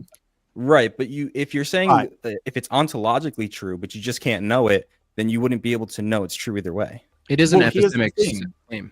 Here's the thing, like when you sit there and go, well, I have a knowledge claim that say my wife is in the next room, right? And I can be absolutely certain I hear some noise, but it certainly meets an amount of reasonableness, and I can say, hey, I have that knowledge. But the only way I really find out is if I go into the next room and she's either there or not. So at that point, my knowledge claim is either true or false, right? I could have thought that I had 100% certainty and still been wrong. So you're mixing up the ontology of what the actual, whether you did have knowledge or not, with the epistemology, which is the claim that you're making. And so when we say we have knowledge, it may be a percentage. I mean, I wouldn't put a hard percentage down to it. I would probably say, over 70% or so. But we don't ever I don't ever claim to have absolute knowledge of anything, except maybe that something exists. I think maybe you can get there. Oh, sorry, Jimbob. You could see her in the next room, and you could still be wrong because someone played a trick on you. Someone made a put stunt double. It was actually Hank dressed as your partner. Well, you can't get to ontology, right? You can't get there because no matter what, we never can get to ontology. Very, very few things. Like I said, there may be one or two things. Well, like that something exists. And how would you even know that? Well, because thoughts. I experience thoughts directly, therefore something. And I'm not even making any designation of what that is. It is just something. Similar to the cogito, you're assuming the self. Well, no, I'm not assuming the self. I said something, not me. You have to evaluate it. You have to evaluate what you just said, though. That I'm not saying I exist. Well, can I finish? Because this is a panel discussion. So if you say, look, a thought, You actually first start with there's a you, and then you have a step where you evaluate the thought itself. So it's not just my thought. It's not. Well, I mean, you're saying I exist. I think he's right. You're basically taking the. I'm not saying I exist. I swear to God, I if never we start said I debating solipsism on this panel, Yeah, and I think it's who pointless. who because it's burped? Who completely was the unjustifiable. burper? I did. Oh well, you can't get timed It was a out, weak so. burp anyway. So I did that for you, Sarah. I made it sure it was a weak timed burp. out for it. It was a That's weak Yeah, and I'll Thank stay you. a bit of Be time, better. but I do have a couple of super chats to go through, and I would like lunch at some point. Would be nice, but I will stay Oh, for yeah, a you're little in bit. I Australia. think. Yeah. It's like Is it's it one rational of to them. live in Australia? I'm pretty sure it is. If not, where am I? I don't know. So really, what I'm saying is that I'm not saying it's me. I'm not saying it's I. And I'm saying I think like the cognito is good, but it takes one too many steps that assumes that it is an I that exists and not just anything. Like I'm not even putting an A identity on You it. It's repeat just- then how you know that something exists, because maybe you misspoke or I misheard you. Well, it's just that directly I have thoughts Not exist, right? Just thoughts. There's thoughts, so therefore something must exist, and I'm not. For you to know the thoughts, you would have to assume self. Well, no, Mind. not necessarily. I mean, I could be a partition section of some kind of computer simulation, and there is no I. It is simply a amalgamation of an identity provided by something else. In that case, I am not I. I am part of something else. That Who's generates- categorizing That's the a thought? context issue. Who's categorizing the word thought though? Because you're using the word thought, Something. right? Something. Is really your argument. Because once you distinguish a thing like a thought, you're actually assuming that a past that gives you the word thought in the category. And Well, so the you, thought's just a label I've put on. yeah, but if you were to be, Whatever I it is. understand. But if you had no labels, what you're really saying is basically something. I'm just arguing to you the have no contrary label. of nothing exists because there is Stuff. an experience. So, And so Thought I Mark, did. Mark, even if you were a I'm not- process I on a am- computer, it'd be a context issue. So there's a context where you would exist still. Well, yeah, that's debatable, I think. But this is like the tiniest minimum amount you can actually assume about anything and still come out. Like I am making the smallest leap in logic to say, hey, I experience experience exists to me or to whatever it is that's here. Therefore, something. It's the lowest thing you could possibly like say. Hey, that is a thing. But the problem with hard solipsism is that no, Mark. nobody The only has thing you an say to a solipsist is go have the fucking argument with yourself. we're not solipsists. Basically. I'm not That's all you say to a Yeah, fucking nobody solipsist. You hears us. don't play with any of We're- their shit. It's a just stupid saying- argument. That's all you say to a solipsist. Well, Go I fucking don't play with believe The yourself. that. argument is I a think certain there's position in plenty- solipsism. I think there's plenty of justification that I believe I'm not just a brain Nevada or a Boltzmann brain or whatever it is. I don't believe that. There's tons of evidence to suggest that is so, right? Tons of really good evidence. But I'm not going to say I have absolute knowledge about it because of that difficulty. But Wait, did you I am just say, Mark? Did you just say there's tons of evidence that we're a brain in the vat? That he's No. not. Right. Oh, So no, I'm, no. I'm more interested in whether or not it's rational to believe in a mind without a brain. I don't think so. Me Every neither. single mind that I've ever seen in my entire life. I don't understand how it is trillions that of it's them. rational to believe in Jimbo's side I of already this told you, debate. Effigy. I already told you. You want to do the argument instead of Mark because he didn't do it anyway. You can See, run through. first they need to you can run gas through that That's the- you what you he can did did. run that. through That the was the premises. easiest point to We me. can Is run- like, we show me can- an example of a mind without a brain. We can run through the premises and see how well you do. You want to do that? Sure. Okay, cool. Is truth conceptual and absolute? Is truth conceptual and absolute? Yeah, abstract. Truth. and Truth is that which comport with reality. Is it absolute? It's a feature of something. It's Hold on, I'm not- asking Effigy. An Yeah, it's independent a thing. descriptor Let of Effigy do something. it. Is that conceptual and absolute? No, if you want to go with the laws of logic, truth is a Okay. whole different thing. Okay, let's go laws of logic. Are the laws of logic at universal and conceptual? They are universal, but conceptual. No, they are a description of the That's- universe. They that's are property of the description universe. Dude, description is a concept, right? Well, the concept is contingent on the description of the physical thing existing. Okay, cool. So when you describe the laws of So logic, you're trying to say that this concept is being imposed on reality Hold rather on. than the laws of logic being part of reality itself. hold on a second. When you say the laws of thought are merely descriptors, what is it you're describing? Where's the law of identity you're describing? Where's the law of identity in what, reality? Yeah, as a referent, because you're saying it's a property of nature, right? Well, where in nature is the law of identity, sir? Everywhere. I mean, is water still? I mean, yeah. I mean, That's the real answer is all of physical reality, but Everything like, is everything. is water Cool. still water when it changes The guy who forms? says I don't want to talk solipsism just went everything's everything monism. Cool. So again, if the laws of thought are conceptual, Well, no, you said it earlier, right? We couldn't have this conversation unless we were constantly demonstrating. Besides, the question was, where is a mind without a brain? I'm trying. I'll get Monism there. isn't out of I the will question, get there. to be honest with you. How are you getting there by answer asking an him questions example instead of answering the of mind's question? he exact- asked? Dusty, do you Just know about what a brain. fucking argument is? I have to Gentlemen. present premises to get to the conclusion. That's how an argument works. Now, Yeah, this and is I don't really- agree with You your first can't just premise. answer the question. he asked me, how do you get to a mind without a brain? I'm getting there through an argument. That's called an I don't think A. that's what he asked. He asked, can you give an example of one? I'm doing it right now. Where is it? The laws of logic are absolute and universal and conceptual, right? So if it's the case that before human minds existed, No, I don't agree with that. So okay, so what is the status of the laws of thought then? If you don't agree that they're it's abstract? like saying like Planck's constant is just conceptual. What I right? just asked you, Effigy. If It's you a property of the universe. oh, dude, the Well, it universe. describes the The property of the universe is a metaphysical claim. The universe. That's mind dependent. Still mind dependent, bro. Why is that mind dependent? Why is the universe mind dependent? Because he's stuck on this concept thing. no, It's his when you only say- way around no, everything when in this you- fucking when you say debate. reality, when you say reality, are you not making a metaphysical claim? No, I'm making a physical claim, right? No, you- Ontological claim, right? Like what's Okay. here, what Okay, exists. Language is okay, metaphysical. okay, cool. So when you say the reality exists out there, you're making a material claim. Tell me, what's the ontology of a material claim? What's the ontology of Yeah, material? where's the claim? That it material? Where exists does a material claim exist, please? See in touch. reality. We What? can help Are you. you- What, See Apogee? touch. In reality, right? Wait, no, where in reality does a physical claim exist? Are you talking In about a preposition? All of reality? Yeah, Well, proposition. I mean, what, Mark? Proposition, yeah. Yeah, where does that Okay, so- exist? Yo. Well, a proposition doesn't exist anywhere. It doesn't exist, so that doesn't exist. You just No. said something that non-existent. Good job. No, Effigy. no, he's saying where's the material thing that is Yeah. the mind. Are you saying or that? I'm saying the law of identity. Look. Before any humans on the scene, there's a world with objects and rocks and space and all this physical shit, right? properties, yeah. All these things. Okay. Do Yeah, I would say necessarily the universe couldn't be the way it is without that property, right? If things weren't what they are and what they have to no, be, that's right? actually No, he's right. That's actually He's not right. true. No, that's not He's true. right. No, that's No, not it's true. a fundamental part of reality, right? Yes, No, that's yes, question begging. absolutely. It's actually not the case, Mark Reid and Effigy. It could be the case.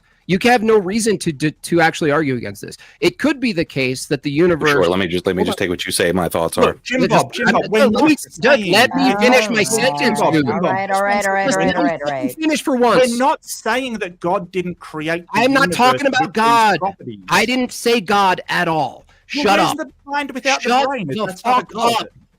Ham face. Shut up. Effigy. Wow. Effigy. What I'm talking about is it could be the case that reality is composed of particulars that become not themselves in and out of existence to the extent that a human mind would be unintelligible to the human mind. Isn't that logically possible? That question was unintelligible. I wouldn't use you as the barometer for that. I'm asking you, Effigy, is it logically possible for reality, the material world, to mimic what is said to be particles becoming one thing and the other simultaneously to the point where you can't discern what things are? Isn't that logically possible? Yeah. Are you talking about like the lower levels of reality, like quantum physics and all that? Like, Yeah, or sure. electrons not existing in one spot. Sure. Yeah, Yeah, okay, things cool. get weird on different levels of reality. Cool. Yeah. I just want to point out in quantum physics, there's a concept. Well, there's a concept. You mentioned monism and said it couldn't be monism, but there's something in physics called quantum monism, that the connections between quantum particles are actually there, and everything is just one thing. There is this concept. We don't know if it's true, but there's no reason why it couldn't be. Well, I'm not even talking about that. I'm saying that we're talking about the laws of thought. And the question here from Effigy is, does it make sense to assume that there's a potential for a mind without a body? And I'm trying to just take the laws of thought as an example, because laws of thought are abstract, conceptual, and universal.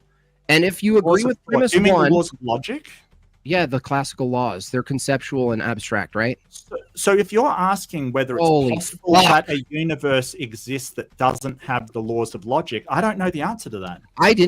That's not what I'm discussing right now, Mark. Try to follow along. Maybe get yourself some lunch. He's still, I'm trying. He's still demonstrating a brain. Premise one. Let's see if you guys can do it. Let's say if you guys can do it. Maybe take your helmets off. Premise one. We can't even get past premise one with you guys. No, because you keep trying to smuggle in the conceptual thing. No. What is the ontology of the laws of thought if they're not conceptual? Please tell me the alternative. The laws of thought. I'm asking Effigy. It's a panel. What's the ontology of the laws of thought? It's not a panel when Jimbob doesn't want it to be. Right. Notice how part of the universe, question, right?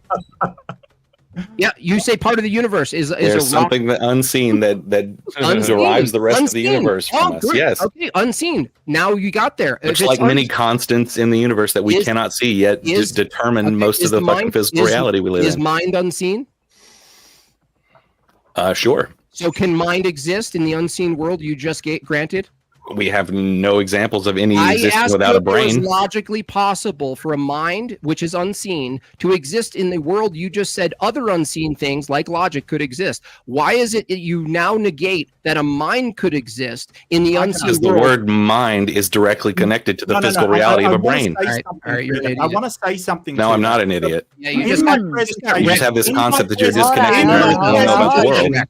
In my presentation at the very start, I pointed out that there's a lot of things that are not logically impossible, but they don't exist. The question isn't whether it's logically possible or logically impossible. The question is whether it actually is. So if your bar is, well, it's logically possible, then that is a complete and utter failure. No, Mark, if someone says it's logically possible, then it's relevant. It is logically possible that my wife is out on the street. But that is not the case. Because so it's logically possible for a mind to exist without a body then? That's all I need from you guys. No. It's not. Now tell me how it's not logically possible, given that you just took the laws of thought and you put them in a space. Hold on. You took the laws of thought, Effigy, and you put them in a space called the universe, and you said there are immaterial ways that these things can exist that are undetected, right? That's true for a mind. Why isn't that true? Why does it have to be in a body if you yourself just admitted that an immaterial thing could exist ontologically in space, in the brain, or not in the brain? The question isn't, is it possible for a mind to exist without a brain? The question was, demonstrate that a mind can exist. Yes, it was. Yes, that was exactly his question. Show me a mind that exists without a brain. Demonstration got to...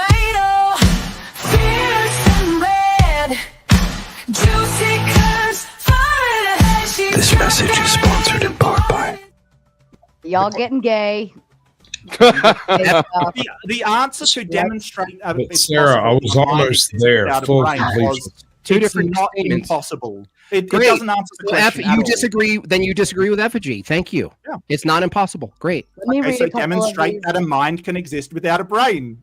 I would demonstrate, even in my debate, I demonstrated with you based on you accepting premise 1 and 2, right? That a mind is necessary before human minds. You didn't demonstrate that. I did demonstrate it. You demonstrated it for me, dude. No, you didn't. No, that's not what happened yet. Does that even mean a mind is necessary before human minds? Doesn't demonstrate something. What does it mean? It means that was the laws of thought. Let me read a couple of these because we were a little behind on them, and I wanted to at least let it go, but you guys are still going. Anson coming with a big 10 says, language is a social construct and works for debating this very point. Morality can be a shared framework built from human experience and refined through reason without needing a cosmic referee. That doesn't say anything. All that says is we can change it to whatever we want, and there's nothing actually wrong with anything we're doing as long as we agree. Great fucking job, Anson. Hey, you're welcome, Jimbob. And I got to point out that cosmic referee also makes it okay for Jimbob to slaughter people in the millions as well. What's wrong with it, Mark? I have a lot of things wrong with it. I didn't ask you what's ultimately wrong with it. Nothing. Get out of here, Shine. That's exactly what Jimbob just accused you of being guilty of. So anything can go in Jimbob's world, right? If God says this is good, then anything's good. Yeah, and because God is the how's definition it of good. So you inconsistent? have actually no. That's relativism, though. and fun, but I'm That's going not relativism. Hold on. things Before you do, Rachel has a question about even your relativism. irrational Sarah, belief thank in you so morality. much. It was All a right. pleasure to meet you. Shut up, you Absolutely idiots. pleasure to meet you. Yeah, I'm going to take off, but this has been a wild ride. Thanks everybody. It was. Oh, Mark, how- before you how take far off, we can I ask got you a quick question there, Mark? Real quick. I really want to get to these. Is it super chats. rational to believe in things that are unperceptible? Unperceptible? Is it rational to believe in things that are imperceptible? I think you mean, yeah. Unperceptible. You can't perceive them. Is it rational? Unperceptible. Like you can. What? Like rights. No. Rights It's are not not rational. perceptible. Is it rational to Well, believe I in don't- eternality? Is it irrational to believe in eternality? Well, it depends on what you mean. Like, do you mean moral rationality, or do you mean you- rationality for believe things? Do you know what unperceptible means? Unperceptible? No, I You know mean what imperceptible means. You can't perceive. Do you know? You're having a hard time with that one? There's no word. That unperceptible isn't a word. Imperceptible is what he's looking for. It's imperceptible. whatever. I've been saying all this. Is it rational Dude, to believe in? Is it rational to believe in an imperceptible thing? Yes or no? I think I'm a empiricist, so I think that it's irrational to believe things are real that are imperceptible. Answer my question, bro. I just did. Yeah, it was a good answer too. So is it irrational to believe in things you can't observe? You believe in human rights, therefore you're irrational. Is it irrational to believe in? But I don't believe they're a real eternality? thing, Jimbob. This is where you're strong. So you don't believe they're a real thing, but you believe in using guns to put people in cages based on them being not real things? Great, that sounds rational I too. believe in putting. You don't using believe in guns to justice put people in system? cages. You don't believe in jailing someone who violates do. someone's rights? I do support the justice There you go. system. Yes. There you But go. I don't So you- believe it's a real thing. Like So I you believe that believe- my coffee cup is a Yeah. real thing. So This you- is conflation No, and just using word games. That's Dude, all it is. Listen how This insane is you are. Precept This is 101. Just conflate. Look how this is Mark Reid's rationalization here. He doesn't believe rights exist, but he believes in a system that believes them the lie that they exist, such that it results in people who who violate the fiction that doesn't exist should be thrown in jail based on something that doesn't exist. Do you think social? Oh, good constructs answer. Good answer, Do dummy. you think social constructs exist? Social, not as actual items in the world. No, Do social constructs exist? not as matter. Do social constructs exist? Yes. I'm They clarifying. do exist. Okay, so you think they exist? So God is a social construct. It exists. It's You rational think to they believe in exist? God. We're back to square one again. How many times are you going to lose tonight, dude? Another win for fictional theism. And How just do to you say here- lose on purpose? Just to So clarify, you Mark, think they exist? Do Yeah. you believe in human rights? Do I believe? I don't believe in human rights. I believe You don't believe in I- human rights. So you don't believe you should believe no. in things that I exist. believe. Well in done, force. dummy. I believe in force. Well done, dummy. I believe in force. And listen, Mark Reid, you think you won You there? believe in force. I believe in force Okay. exists. That's actual. And I believe that human beings have minds that inform when and where to use force. And the battle between you and me ultimately is who's informing force in a system. That's all that we're arguing about. That you think humans right exist, but you don't believe them. Good one, dummy. No, Good I one. don't. No, I Good don't. Dummy. No, I don't. Dummy. Nice one, dummy. You just lost the debate again. I just wanted to point out, you don't Mark, believe in that things that actually exist. Congratulations. You think are- it's rational to believe in things that don't exist? I think that they exist as constructs. Yeah, you believe that God exists as a social contract, therefore it's rational to believe in God. and you Yeah, also they're think it's different. rational that you can believe in eternality. And if you don't think it's rational to believe in things that are unperceptible, like eternality, then your entire Imperceptible. foundation is nothing, and you have no gauge to say what is rational or not. That's your whole foundation. Imperceptible. Are you still having a hard time with this, bro? No, Okay, no, not I'm perceptible, having fun with fine. it. Can you perceive eternity? Can you perceive that? I'm not even sure that like eternity, like infinite things. Are you saying infinite things exist? What's your Infinity? foundation? Does stuff come from stuff? What's my Where's stuff foundation? come I don't from, think bro? infinity is a even mean? mathematical term. That Good lord. Is that the What? technical No, I question? just- Does stuff come I- from stuff? This guy, he doesn't have like he basically wants wrecked to you, dude. He wrecked what's you with your one question, foundation bro. Of what? go eat your Yeah, lunch, yeah. dude. Go eat your lunch. No, You're getting don't wrecked here. Test them more. I mean, like this is the thing. Dude, People one that have made question good wrecks arguments don't have to carry on like this. One fucking question wrecks you. You're an idiot. You're trying to You're an assign idiot. rationality, bro. And when you're assigning rationality, you have to understand what your foundation? standard is for rationality. And if you think that things that are imperceptible are rational, and you believe What's in your standard for eternality, then how? Where do you What's throw your standard stones for at? rationality? Where do you get to throw stones at people who believe in a creation factor? Where's When you your yourself standard for rationality, Joseph? Answer me. Where's your standard? for rationality? Yeah. I'm asking you the question. There he bro. goes. No. There he goes. Run away, boy. Run. Run. What's your standard for rationality? Where is it? Rational, yeah, things that comport with reason and logic. It's pretty simple. Things that comport with reason or logic. And where is logic? Where is logic? Yeah, it's a metaphysical term. It's a metaphysical term, so it only exists as a concept. It's Bro, just a Jimbob's term? been running you through the ringer on this all night. Don't deflect. How Don't does he you not have know? How does he not know he's losing? He just doesn't understand. Why do y'all always throw out the ad It's with the hominems instead of confidence of- engaging? You're trying to create It's a not standard that for hard. rationality, and I'm pointing out that if you're an atheist and you think stuff comes from stuff, you're in a circular vicious cycle where you say that, well, I can't perceive eternality, but yet I'm going to claim that's rational. So when I try to juxtapose that against theism and creation factor, Where does your God come from? How do you know that a God exists? I'm not assigning nature, bro. I'm not assigning you are. You're the one. No. Where do you think you said atheist? So you're not an atheist. So you're a theist, right? Yes. Yeah. Yes. So where does your God come from? His preference. He's eternal. How do you know your God exists? He prefers that book over another book. Well, I don't know anything. You don't know. So you've got no basis for rationality because you don't know God is giving you So rationality. are you saying that you have no rationalization for your foundations, just like a theist? Or I don't know what you mean by that. I've got So no idea. the question isn't whether we know. The question isn't whether we know. The question is whether or not a belief is rational here. That's the topic. No. I'm asking him what he asked You're me. asking Like me how if I God's know real. that That's not logic the is a question. thing. The So question it's is no. it You're rational, just bro? dodging away from the question. I'm not That's okay. dodging. Dodge away, Joseph. Dodge away. You don't know that your God is real, so you just Let me ask you believe again: it. is it Why do you rational to believe believe it? in something that's unperceptible? Yes or no? Imperceptible. irrational? Imperceptible. Imperceptible. Like, learn the fucking English language and come back, Guys, please. just be please. charitable. You know what he means. Yeah, I you know what he but means. it's weird. Fucking losers. Oh, yeah, like that's any better, Jim. Teach a guy how to You are speak. the worst with stuff. Dude, hey, Mark, is rationality itself imperceptible? Is rationality itself? Yeah. So. Oh, cool. social Great. Good job, construct buddy. You're are toast. not Go eat some fucking perceptual. tuna fish, dude. Get out of here. You're a clown. Yeah. Yeah. Don't you have some lumberjacking to do, Jimbob? Like, shouldn't you be like going Just let out the there? silence. Let the silence go. midnight. Let Hitting your head the against the silence. tree. Let the silence go.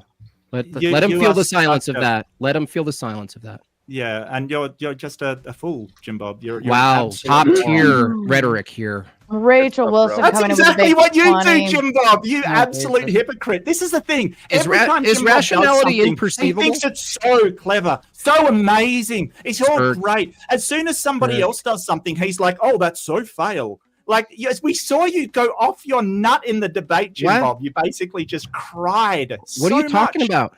Listen, cry more, listen, Jimbob. Peppa Now, Pig. give me the Listen, tears. Peppa Give me Pig. the Calm down. tears, Jimbob. Listen, give Papa. me the tears. Listen, you Papa fucking Pig. moron. Listen. You're a bogan. You're Listen. a bogan. Listen, Go Bluey. away, you bogan. Bluey, Go away. calm down. Go away, you bogan. Bluey, I You're have a question for you. Bluey, Like, I have seriously. Bluey. This is what you do to other people, you fucking idiot. That's what Bluey. you do. Bluey, And then as soon calm as down. it's done to you, oh no, poor Jimbob. Bluey. He's got people calling Listen, him Peppa names. Pig, chill. Like Peppa Pig. Listen. You're a fucking Listen. bogan. You Listen. Bogan Bob over here. Listen. Jim Bogan. I got your name. It's Listen, Jim Dada Bogan. Dada Jim Bluey. Bogan. Hey, no, I'm not listening to you anymore, Jim Bogan. Is You can go fuck rationality off. imperceivable? Is rationality Imperceivable. imperceivable? Why Is do you that believe in even it? A word? Why do you believe in it? Is that even a word? Yeah. Is it imperceptible? I don't Is think ration- so. No. So you can perceive rationality. Do you where? have evidence No, where? associated with rationality? No, not Yes, associated. you do. No. No, you have where evidence do you for what is observe rational. rationality? Where do you Where observe do you it? observe God? Observe it? I don't observe Yeah. God directly. Oh, so 'cause it's you've got not no matter. justification for God. Thanks. No, Cheers. no, Bam. that actually Bam. gives me a point, dummy. You accept that things. Oh, yeah. Yeah, you just gave me a fucking point, moron. dummy. Yeah. You just dummy. gave me a point. Like, this is the thing. You are such low You just fucking gave energy. me a point. Low energy bullshit from You you. just gave mate. me a point, Low dude. energy. Low energy. Can we get the panel back? Oh, This you're is- scared to I'm be not one even- on one. You're scared to be No, one on one. no. I just think you're a fucking idiot. That's all. Poor. Let's get some sad faces for Mark in the chat. let's get some sad faces for Jim. So what we heard here is that rationality itself not actually represent anybody accurately. Rationality itself, silly little script that he goes through. It's a script. What's wrong with scripts? Yeah, it crushed you. It crushed you, though. That's what's funny. A script can crush you. I feel crushed. A script can crush you. Yeah. I'll just keep believing that, Jim. I'm sure it'll filter down to that fucking meat thing in your brain someday. Yeah, keep thinking that. Meat thing. You believe.